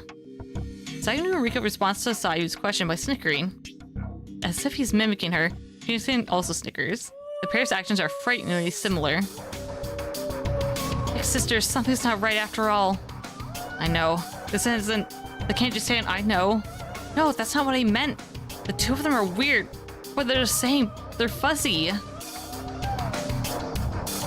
Alright, Chan, so you realized it after all. He didn't speak so lightly to her. Mari glares hard at him. Neither Kenji-san nor Riko-san appears agitated by this. They aren't related, are they? Did she have that son he wanted her to get? Listen, okay? I realize that the tone of Kenji's voice has changed, and I swallow. The Red Mountain Aquarium is itself a gathering of numerous wills. You can call those wills souls. The murder of the director and the resulting grudge serve as a core, and the base of each of those souls is made up of that directive. Primarily, the fish souls, which lack the same thinking as humans, use that directivity to maintain this malicious world. In order to gather those souls, you spread that rumor amongst stupid junior high girls, didn't you? Stupid, you say, even though you're the same as they are. Now clicks her tongue in response to Sagi no Muriko's words. Innocent continues, unaffected. Generally, those trapped souls lack individuality. Just like in an animal, the existence known as the Red Mountain Aquarium has no instinct but to preserve itself. Since more than half of the souls comprising this world are fish, it only makes sense. However, it is possible for individuality to be regained in concert with the visit of a human they are linked to. You told me you ran into someone you knew long ago. If that person's link to you is strong enough, they may appear as an individual. You can also call them a ghost or a vengeful spirit. Just like the girl at your side, Mari-chan. Like, what even was that sound? You notice Kenji looks at her suggestively. Do not look at her suggestively, Kenji. Mari merely sticks out her tongue and pulls down her eyelid. His story up to now isn't that different from what Sayo and I expected. But as we're waiting, he continues the conversation. Your bond is too strong. Or it's possible that directivity that Mari's soul possesses is completely different. The two of you being brought together alone may have been enough to put Mountain Aquarium in danger of being destroyed. If we carelessly killed Mayu-chan and the two souls came together, this place would surely be liberated from the curse. Like the plankton who can't go against the ocean current, the souls pulled here in Mountain Aquarium would follow the direction of the pure love the two of you share. It would defeat the hatred that serves as this place directive. We will destroy this place with the power of friendship. Yippee! That's why, at first, I tried to keep you two apart. After that, I would get rid of Mari. Kill Mayu-chan a month later, we would safely continue supplementing the aquarium with life energy. We could continue on peacefully. Since you brought Himino-chan with you, it could have gone either way. That was a close call. Are you saying that's the reason you saved me from danger then? I want him to deny it. I had sincerely thanked him and I respected him. I mean, I didn't respect him, but he was useful at times. I thought he was useful. Apparently he would just do whatever he wanted. Yeah, it'd be a burden if you died so carelessly. You. It feels as if everything supporting me has crumbled away. Even so, the fact that Mari and Sao are with me becomes my strength. Somehow, I'm able to continue standing. I'm not sure if Sayo has stopped paying attention to me or not, but she can ask Kenji-san her own question. I heard you once try to kill Mayumi. That's right, that was careless. There's proof that your bond created resentment. Still not completely in possession of her individuality in connection with Mountain Aquarium. Maya-chan was trying to warn you, Maya-chan, when you were with me. Sister, why did you let him eat my ass? Why did you do that? Like, that's canon? You let him do that? My connection with Mantan Aquarium was temporarily severed. Because of that, I was ensnared by the grudge of Mantan Aquarium, and Yoshi Kenji's true nature became exaggerated. If I'd just been a soul, I would have disappeared on the spot and never attacked you, Maya-chan. So you are living after all. You're the main one spreading all those urban legends amongst junior high girls. You could say that, but it's difficult to say whether or not I'm actually living. What the fuck are you? You talk too much, Kenji-san. There's no point in telling the ones you'll kill all this. Time is eternal, but it's best to leave out the unnecessary. Kill? Myself aside, wouldn't it be a problem if you killed these two? I told you, didn't I? Our plans have changed. As Saganuma Riko says those words, the entire room undergoes a change. A faint tremor reaches the back of my legs. It gradually grows larger. The antique furniture in the director's office shakes even more violently. I've heard of poltergeist phenomena, so when objects move on their own, people suddenly hear noises. I'm sure that's what this is. Oh no! When I notice the water, it's turned red like blood.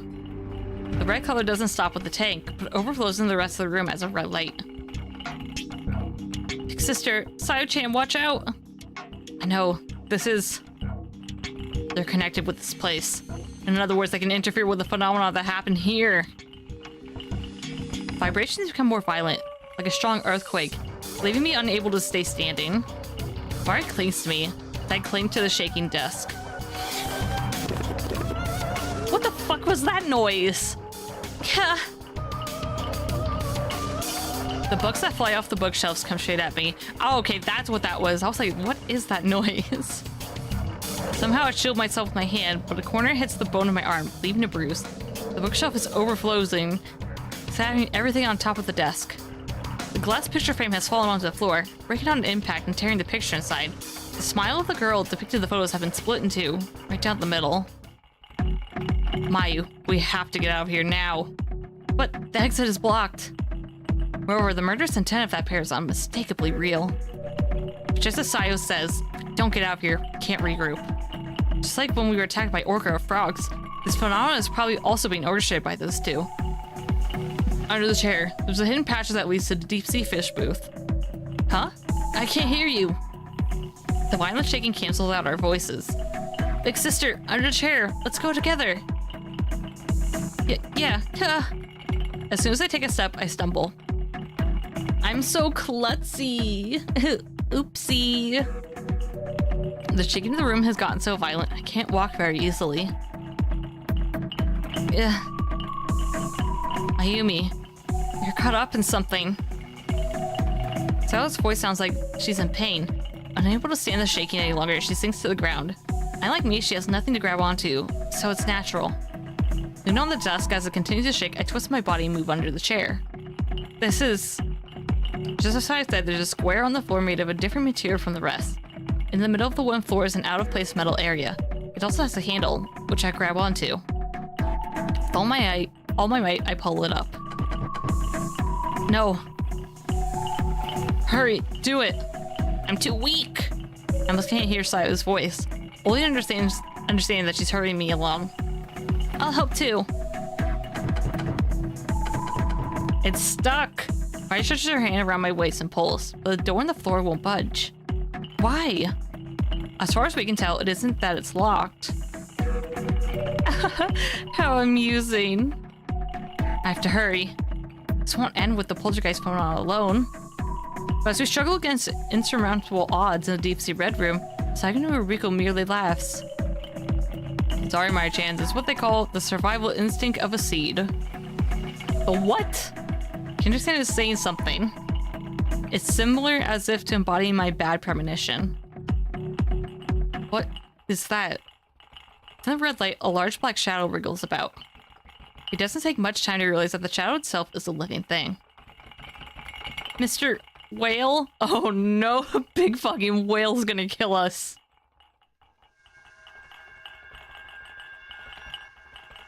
We stopped trying to pull on the door looking up at the large creature. Unable to fit into the room, it crashes into the wall.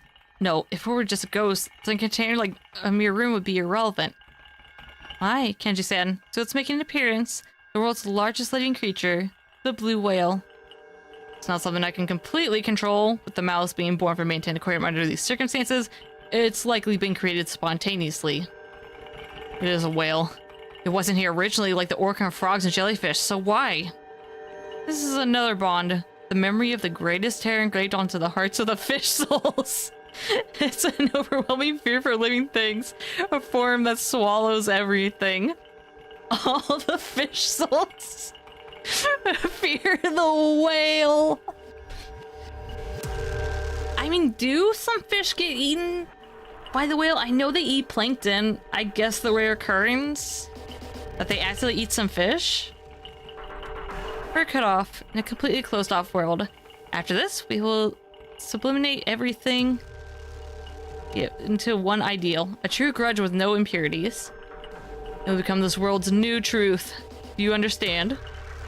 Either way, it means you will all be returned to nothingness. More than death, more than erasure. It'll be a complete and pure eternity. I'm sure you can hardly wait. I can't sense individual will in their words. If they were humans, they wouldn't adhere to something so ridiculous. It's the outer limits of survival instinct. I can't understand the full story behind their objective. It's specifically because I don't understand the true nature of it that I find it terrifying. As if embodying the fear I feel, the shroud that I can see as nothing other than a whale finally shows its form clearly. We have to run.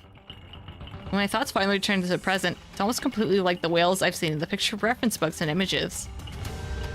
I will help too. You kind of should have been helping all along, girl. When Sao takes her hands to the floor, the bookshelf aims for her and flies her away. It's not a direct hit, but even that light impact over the shoulder sends Sayu's body flying into the wall. Ow! Sayu! Sayu applies pressure to her shoulder and leans her back against the tank wall.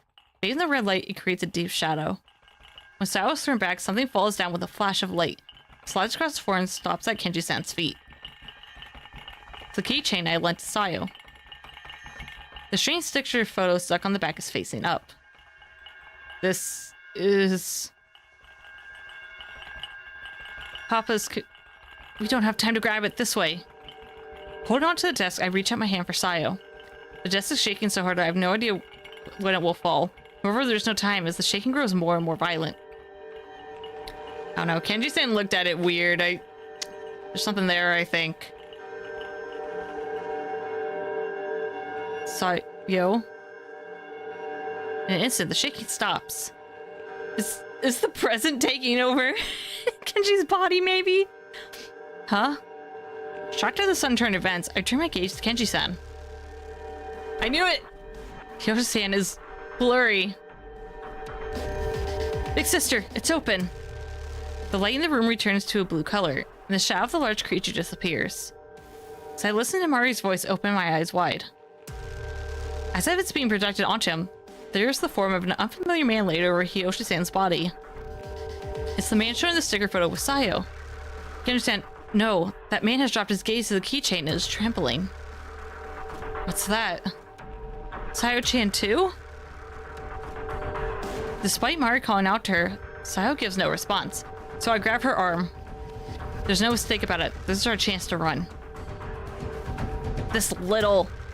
Diagonal Rico stomps on the keychain that has fallen to the floor. This little thing. When it doesn't break on the first try, she stomps on it over and over again with her hard, high heels. Cracks finally appear in it and she smashes it to pieces. At almost the same time, the three of us go through the door on the floor. Only one step further, and by the time we flee the director's office, Kenji-san has turned his sharp eyes on us. We escaped! This is going crazy. That was, without a doubt, my papa. Even after reaching a deep-sea fish booth, we can't calm down. Sayu says, wiping away the sweat that has gradually appeared. Her breathing is still rough. I have a general idea what happened just now. The thing connecting that man to the aquarium is possession by my father. What? Your father is possessing San? The moment he saw the sticker's picture on the keychain was the first time he came to his senses and seemed to recognize you. Sayo, I wonder why he hasn't recognized you this whole time. You saw it, didn't you? Papa's in his own world. It's no surprise they saw me having grown as I have and didn't recognize me. But your family. Myra was able to recognize me after all. It sickens me to use their words, but it's thanks to your bond. Having her individuality, or your instance concept of time. Yoshi, Papa, is an existence bound to the will of the maintained aquarium. You don't learn has a connection of time. But if you talk to him, really talk to him, he might understand. You said you want to see your father after all. I don't know, he's kind of a jackass. It's fine. I came here to part ways with my father anyway. More than anything, I'm sure Papa has, whether directly or indirectly, taken many lives. Could you forgive me, Mayumi? When you say it like that. With me being at a loss for words, Sayo cuts in and continues. I'll race the red maintain aquarium. My resolve to do has not wavered. Even so, your father... Stop already. The screaming voice resonates as if his owner's throat is being burned. I was just at the point where I wasn't thinking about it. So you are still worried about it then? No. That my father would do something so terrible won't accept it, but... Sayo's cries erupt over and over again like a volcano. No matter how you look at it, it's clear. That's not a gathering of wills, that's Papa's true self. That giant will's a mass of malice, and I'm descended from that malice. Sayo, you're a different person from your father. If you're upset by it, you don't need to be. That's not all. Sayo turns her back to me and places a hand on the deep sea fish booth tank. Oh no, she's broken up. The surface of the tank reflects Sayo's expression like a mirror. A droplet glistening on her cheek gives her away. It makes a heart-trending stain on the floor.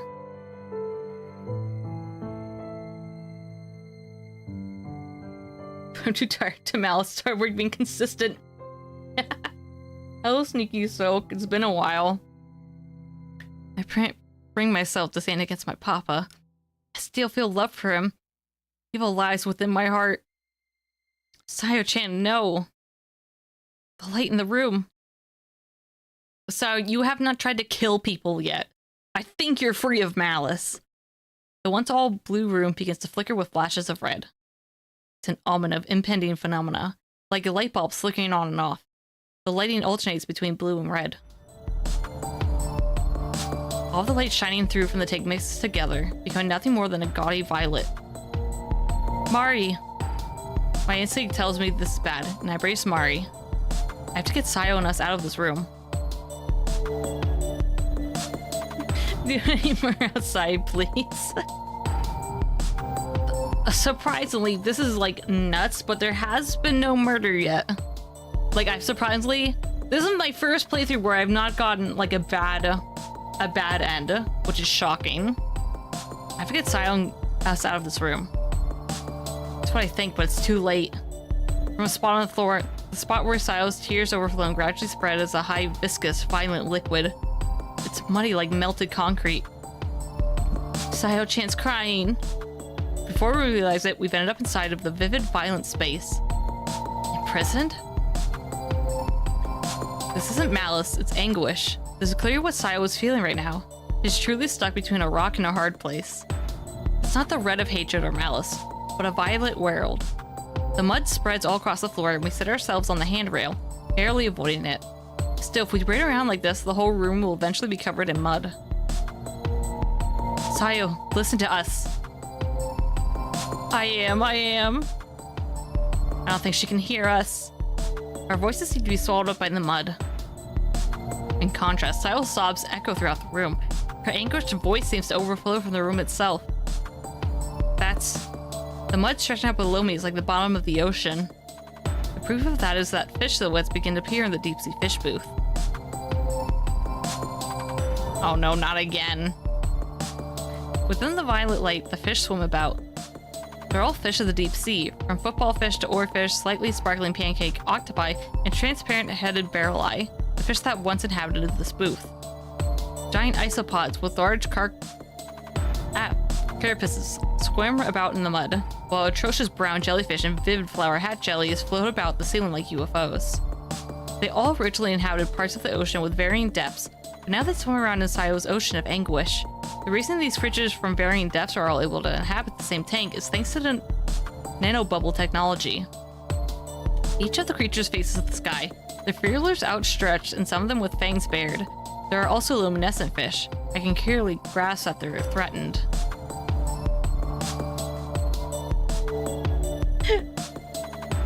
Yeah, no iris asking for taxes in those places. Look, if you just lived in the Mantan Aquarium, you wouldn't have to pay taxes. You'd be suffering from deadly fish with human faces, and parasites, but I mean, you wouldn't have to pay the IRS. I feel bad for them. They're also suffering. Mari, you understand, don't you? So I was definitely feeling the same. So as not to start a panic, I am trying with all my might to calm down. But when this phenomena started, I knew how things would change. We're being pulled into the deep sea. When that's done, we'll become their prey. Even if we don't, we'll be unable to breathe. We'll be crushed by the pressure. It's not just being in the water, but the darkness of the deep sea. The mud swept up by the waves spreads all throughout the room. Something fishy about that aquarium, huh? Probably fish swimming outside their designated glass cases. There's nowhere to run. Moreover, stopping here will lead us to us being swallowed by the mud. No, the threat of being swallowed up by the mud is almost completely gone. The reason why is because our bodies are already floating. I cling tight to Mari, and I can almost feel her almost non-existent body heat. God damn it, not the ocean again. I don't want to drown again. We're in the ocean. Our worlds are snatched away in midair. We search for Sayo amidst confusion, but as even the light itself is going dim, we cannot find her. It really is becoming the deep sea. Her mouth closed, Mari clings to me. They said Mari has individuality, so she's being pulled in along with me. But she shouldn't be in existence that can be pulled in the first place. Not good. There's nothing we can do. Yell to her. If I were alone, I could probably escape. But there's no point in that. I will escape from this red Mantan aquarium with Mari and Sayo. Even so. The fish swimming about pushed my body aside, causing me to slowly hit the wall. This is like the weightlessness I've seen depicted on television and movies. When I hit the wall once, I lose any sort of momentum, but my own body slowly begins floating toward the opposite wall.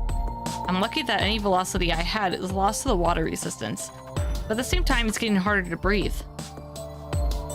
Oh, hell nah, they got the evil oarfish.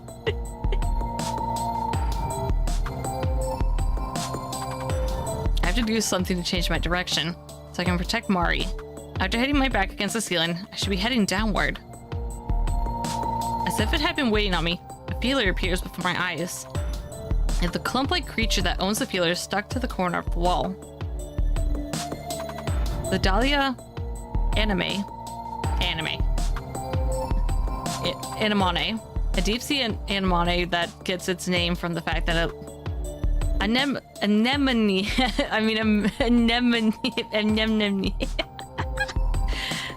The Dahlia anemone, a deep-sea anemone that gets its name from the fact that it looks like the dahlia flower. I've heard it has momentarily powerful venom for a sea creature. On just the strength of its venom alone, it's a ferocious creature whose sting could cause instant death. Not good. At this rate, I'll be preyed upon by that massive feeler. That massive feeler, what a way to call it. With my pace so slow, the sea anemone draws closer. Yeah, just call him Dave.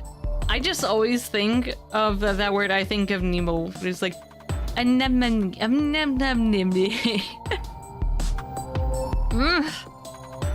It's unavoidable. I'm unable to gain control of my body, and avoiding a direct hit seems unlikely.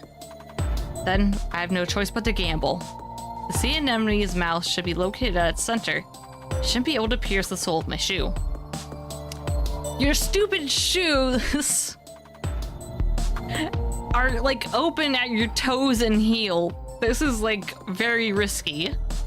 I have no choice but to use it as something of a stool to escape to the other direction. Let's save this too. I am lucky. I don't know how well I deal with other poisons, but I live in the woods with some poison ivy, and I actually do pretty damn well. I like never get itchy from that stuff, luckily. I can counteract that. See, I'd be stronger than her. I could handle getting bitten by the sea anemone. I finally muster my strength and stretch my leg out toward the center of its body. It feels as if I had jumped onto a bucket of pudding, but in spite of that, I continue to use my foot with all my might. Huh. My foot has sunk in and I can't get it out. Of course, of course. Along with it, my body's being swallowed by the anemone. What I thought was its body's only feelers. Holy shit, this thing is huge! Somehow I have to do something. Despair piled on despair. Oh no, the whale is here! A large shadow descends from overhead. The shadow opens a mouth so grandiose, it seems as if it could swallow the room whole. It's a whale. Although this one isn't bigger than the one that appeared in the director's office, the difference between them is no more than a difference between the woods and the forest. It's trying to devour me. No, not just me individually, but surely this space itself. Or perhaps it would be trying to achieve the same objective as the director and the others. At this rate, Mari herself will be swallowed up. Even though this place is already underwater, if I push her away, she could be saved. She's like, I'm not eating this because I'm hungry. I mean, it's those little guys can't grow. I just have to defeat everyone else. I'm not eating for hunger. I'm eating for being the best. Mari looks at me with an anxious expression. Oh my god. I'll do one of these ending, or both if it's quick, and then I'll probably be done. I'm gonna pull Mari close and protect her, push Mari away and run. I'm gonna push Mari away and run. I feel like that's the bad ending. If at least Mari can get away. With that one thought, I push Mari away. Fix this. Even against the water resistance, Mari swept further and further away. At the very least, she's able to get out of range of the whale's mouth. Our relief is almost simultaneous. What's that breed called? A lancefish, isn't it? That's the oarfish. A fish with a long, thin body and burying sharp teeth. It's a ferocious desire for every type of prey in the deep sea. That fish is approaching Mari's neck. Even with a bit of distance between them, I can still clearly see that the situation. The lancefish closes in on Mari, slams into her, biting at her neck. When its fangs again, red particles burst out instead of blood. I knew that was gonna be a good thing. I thought I was gonna die.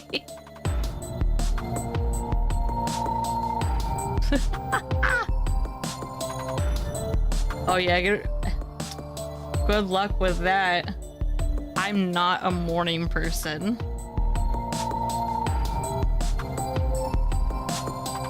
I'm like, I had to think like what time 11:23 p.m. is. Like, damn, she works late. Like, she works later than me. Showered in the particles that spurt out, takes another bite further in. Just like that, her neck is swallowed up. She doesn't wake up, feed the cat, then fall back asleep. That's what I do. My boy, because of my time, he like sleeps a little bit with me because our like sleeping is in sync. But then sometimes he'll just wake me up in the middle of the night to yell and like ask for food and stuff. I'm like, I have to work in like 4 hours. Let me sleep more. Or be up for 7 a.m. She keep gaming. The girlies love to game. When you get so focused on the game, you don't want to sleep or go to work. You want to game. Her body is severed from above the neck. The deep red particles scattered about her head, which has now become all of her, drifts through the deep sea. I lock eyes with the head floating before me. Can't look away from her expressionless eyes. It's the end of the one I tried to protect. The extinguishment of her very existence. Death piled on death. Before I know it, the once violet room has dyed red. I know it's silly, o'clock, but you must fuss me, my human slave. Like, my sleep schedule's a wreck because my boy's indoor, outdoor, and so he'll yell at me to want to go out, and so I have to get up, get out of bed, and get him to the outside so he can go to the bathroom and stuff. The world itself seems to be trying to change, but from my head to my toes, I'm already swallowed up by the whale. Unable to see fate through to the end, I'm washed away by the torrent of a violent death. I fucking knew this was gonna be a bad end. The final stage of destiny.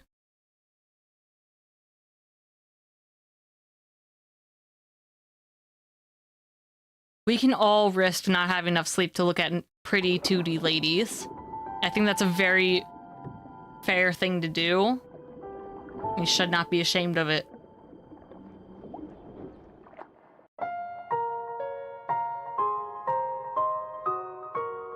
Oh, what does my ending list look like? Oh my god. Bad endings. Your work of moderating. Okay, yeah, so I'll pull Mari close and protect her, go a little bit into that, and then save a bit later. Trying to protect Mari from the mouth that is after her, I reflexively hold her closer. Even if it means being her shield, I will protect her. It's not as if I can ever let her go. We finally got to see each other again. Finally, I can protect her. Just like that, I'm swallowed up by darkness. But our love will get us through this. Yes. Our love will do this. Yeah. When I come to, I'm standing where the waves are breaking. This is... I don't know. When I came to, I was here. It's quiet, but a gentle wind blows. Underneath the starry sky, we're in a fantastical world. You saw it, didn't you? That violet was my true nature. It's just like Papa. A form of a darkness that seems as if it will swallow everything. Right. I was swallowed up by that whale. With Mari. Where is she? She's fine. Sawa smiles. First time I've seen her do it. That isn't the only poison I possess. Even though I should have told you, Mayumi. I couldn't. Huh? I really haven't grasped what was going on from the start. Am I dead? Is this the Sanzu River? But it's not a river. Yeah, that's not a total degen. You're not fully awake to be a horrible degen yet. Ignoring me in my confusion, Sayo continues. I can't degen until I have my coffee. I met Mari 5 years ago at Mantan Aquarium, and she was alone. We were close in age, so I have a feeling that's why she quickly opened up to me. I was so proud. I wanted to show her the deep sea fish booth, even though it was already closed down. There were creatures left as part of Papa's collection, but in the end it was locked and we couldn't get in. As thanks for telling her about it, I received your keychain. I wondered if it was okay even though we couldn't see the booth, but I was happy. Ironically, I was able to ascertain that reason today. On that day, Mari hid somewhere after the aquarium closed. She waited until a time when all of the staff should have gone home. Because I was so proud of it, she probably wanted to see the deep sea fish booth. Moreover, that night, the door to the deep sea fish booth was open. You already know. At the time, my papa was killed by the hands of those two. From there, it went as Mari said. I can never tell you my own sin. I'm the worst. Really awful. I clearly understand that I inherited my boastful nature from my father. Like, buddy, if you're dealing with too early for that level of sus. More than I cared to admit. You gotta keep her on that leash. You can't let her get too crazy now. Don't want Twitch to get her. My ego, my poison, killed Mari. I should die, just like Papa did. Mayu, you and Mari should have raced the Red Mountain Aquarium. I'm counting on you. As usual, Sayo says this flatly. I can feel a sense of unease in Sayo's story. Somewhere there's a warped sense of distance. Oh, she has a leash. I had one, but I was scared that Twitch would find that too sexual, so I got rid of it. Don't say it like that. Tell me how you really feel. I just told you. Then I'll say it, Sayo. I wanted to be your friend, so I kept quiet. Huh? You're mad, right? When you told Mari the truth, did she get mad? Did she resent you? Mari was swept up into a tragic fate, yet she still said she wanted to see me. She said she was happy she did get to see me. Your feelings are still pure and clean.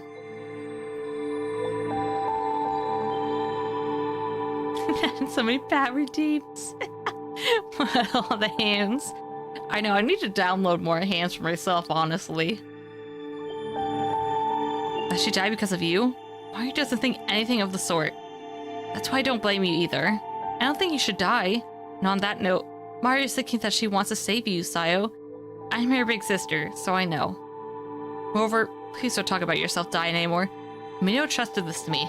I made a decision to abandon you once, which is why I won't falter anymore. Himino told me to save you, so you're staying alive. But if Himino tells me to kill you, I have to respect my girlfriend's wishes. The starry sky twinkles, bathing us in faint light. That's right, Mari. You're here, right?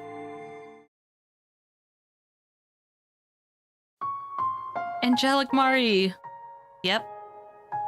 When I look over my shoulder, there's a small silhouette. And you're glowing. He's passing on. Mari's tinged with a transparent blue light. Her hair color is strange, almost sublime. Isn't it great? I don't know if I'd say great or cool. Right? Mari's whole face is in a smile, and she spins around once, with almost the same ease that her skirt flutters. The light enveloping Mari spreads throughout the whole room. We're back. The room illuminated in blue light gradually returns to its original form as a deep-sea fish booth. No, it's not the same. There's not one trace of the aggression that had swelled so high in the deep-sea creatures up to a short time ago, and they swim about within the light. They resemble the fish who swim about without regard to the containment of the tunnel tank, but they're infinitely more free. It's the exact opposite of negative feelings, such as hate or malice. Pancake octopi, football fish, oarfish, brown jellies, and flower hat jellyfish, bear-lying Chirothesis imperator, and there's a Dahlia anemone, as well as inshore hagfish. Sayo is following the fish with her eyes. Those eyes bear the purity that lives in Mari. Along with the same lines, I am also enjoying being surrounded by so many different creatures like this. They can be forgiven for their previous attacks. The creatures begin to gradually swim around Mari. Mari, what did you do? I became one with the fish. I prayed and made a wish that I want to protect my big sister. She's part of the fish. Besides directing the others? No, it's different. You don't have that sinister feeling. The only ones who do are those who make corrupt wishes. With this, we may be able to hold off that whale. On the other hand, we may also be able to destroy the Red Mountain Aquarium. Yes! Love and friendship all the way! Malice, hatred, anger, their present souls have been freed from these things. Look and you'll understand. Some concrete boots. She needs those really heavy boots that Link has in Twilight Princess. It's different from one unified form following one giant will. All of them be touched by Mari's light. Their liberated souls are each cooperating. You could say it's numerous individuals responding as one community. We received hope from an unexpected source. Mari, you're really amazing. I've become happy, embrace Mari. But it doesn't work the way it did before. Even as I pitch forward, Mari's body gives no tactile resistance, and I fall to the floor. I reach out my hand for Mari to try and stand up, but our fingers cannot touch. My eyes surely widen as Mari gazes at me with an intense look. Big sister, I understand as well. I exhale without thinking. Her serious expression is one I've never seen before. I realize that she's grown up with eternity itself. If you take care of the bad people, big sister, I'll disappear too, because the aquarium itself will cease to exist. How did you miss him my boots? Yeah. If everyone gets eaten up by that big whale, it might not disappear. But I don't want to stay in such a scary place forever. With Sayano Mariko and her cohort called a whale, that giant malevolent aggression is the means of closing off this world. I, personally, would not want to spend an eternity in such a place. More importantly than anything else, I refuse to let Mari be trapped. My precious little sister. She can't be saved if she can't go to heaven. The fish trapped her from heaven? I won't give up. Leave it to me. You all go back to the real world where you can rest easy, big sister.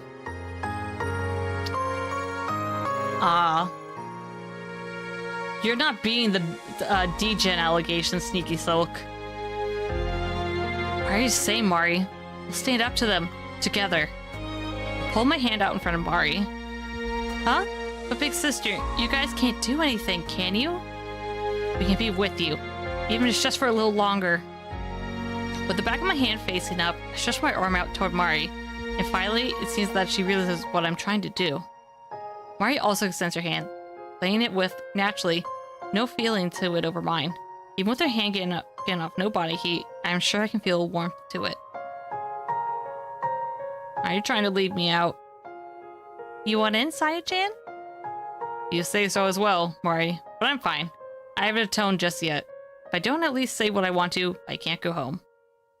That seems so like you, Sayo. Not bad, is it? Saying this, Sayo places her palm on top of Mari's hand. Oddly enough, it's as if I can feel her skin. If this sensation is what we call individuality, then what they said is wrong. It's precisely because each individual can come together that we are strong. It's incomparable to just existing on survival instinct alone. Having hatred and malice as one's driving force, one can't consume everything. Humans weren't born just to survive. Finish working on your own time now. We'll definitely do it. I'll protect the two of you, so you definitely need to make it home. Let's not have any regrets anymore. Mari, if you're to protect me, then I will support you. Definitely return to Himino's side. Take a small breath and look up at the ceiling. Let's head for the other side of the truth. Okay, I'll definitely end it here then. I wasn't sure when to end it.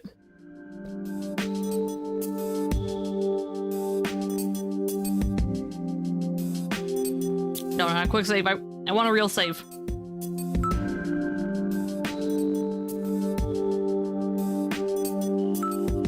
Yes.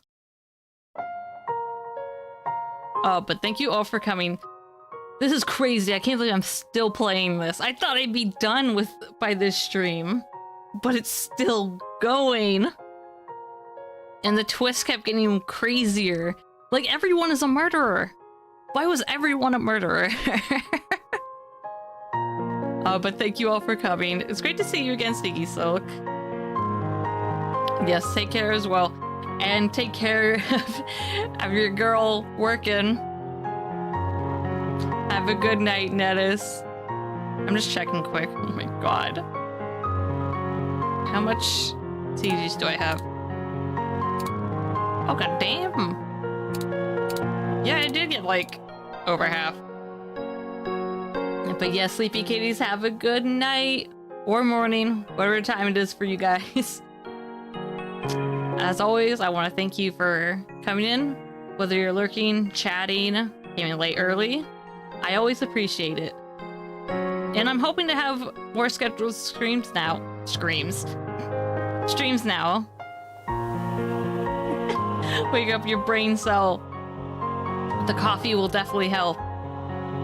But yes, I should see you all again Sunday for Oblivion finally. I need to continue the funny Oblivion. But all of you, good night. Miss Scream to hang out with her. I'm glad to hear. See you all later.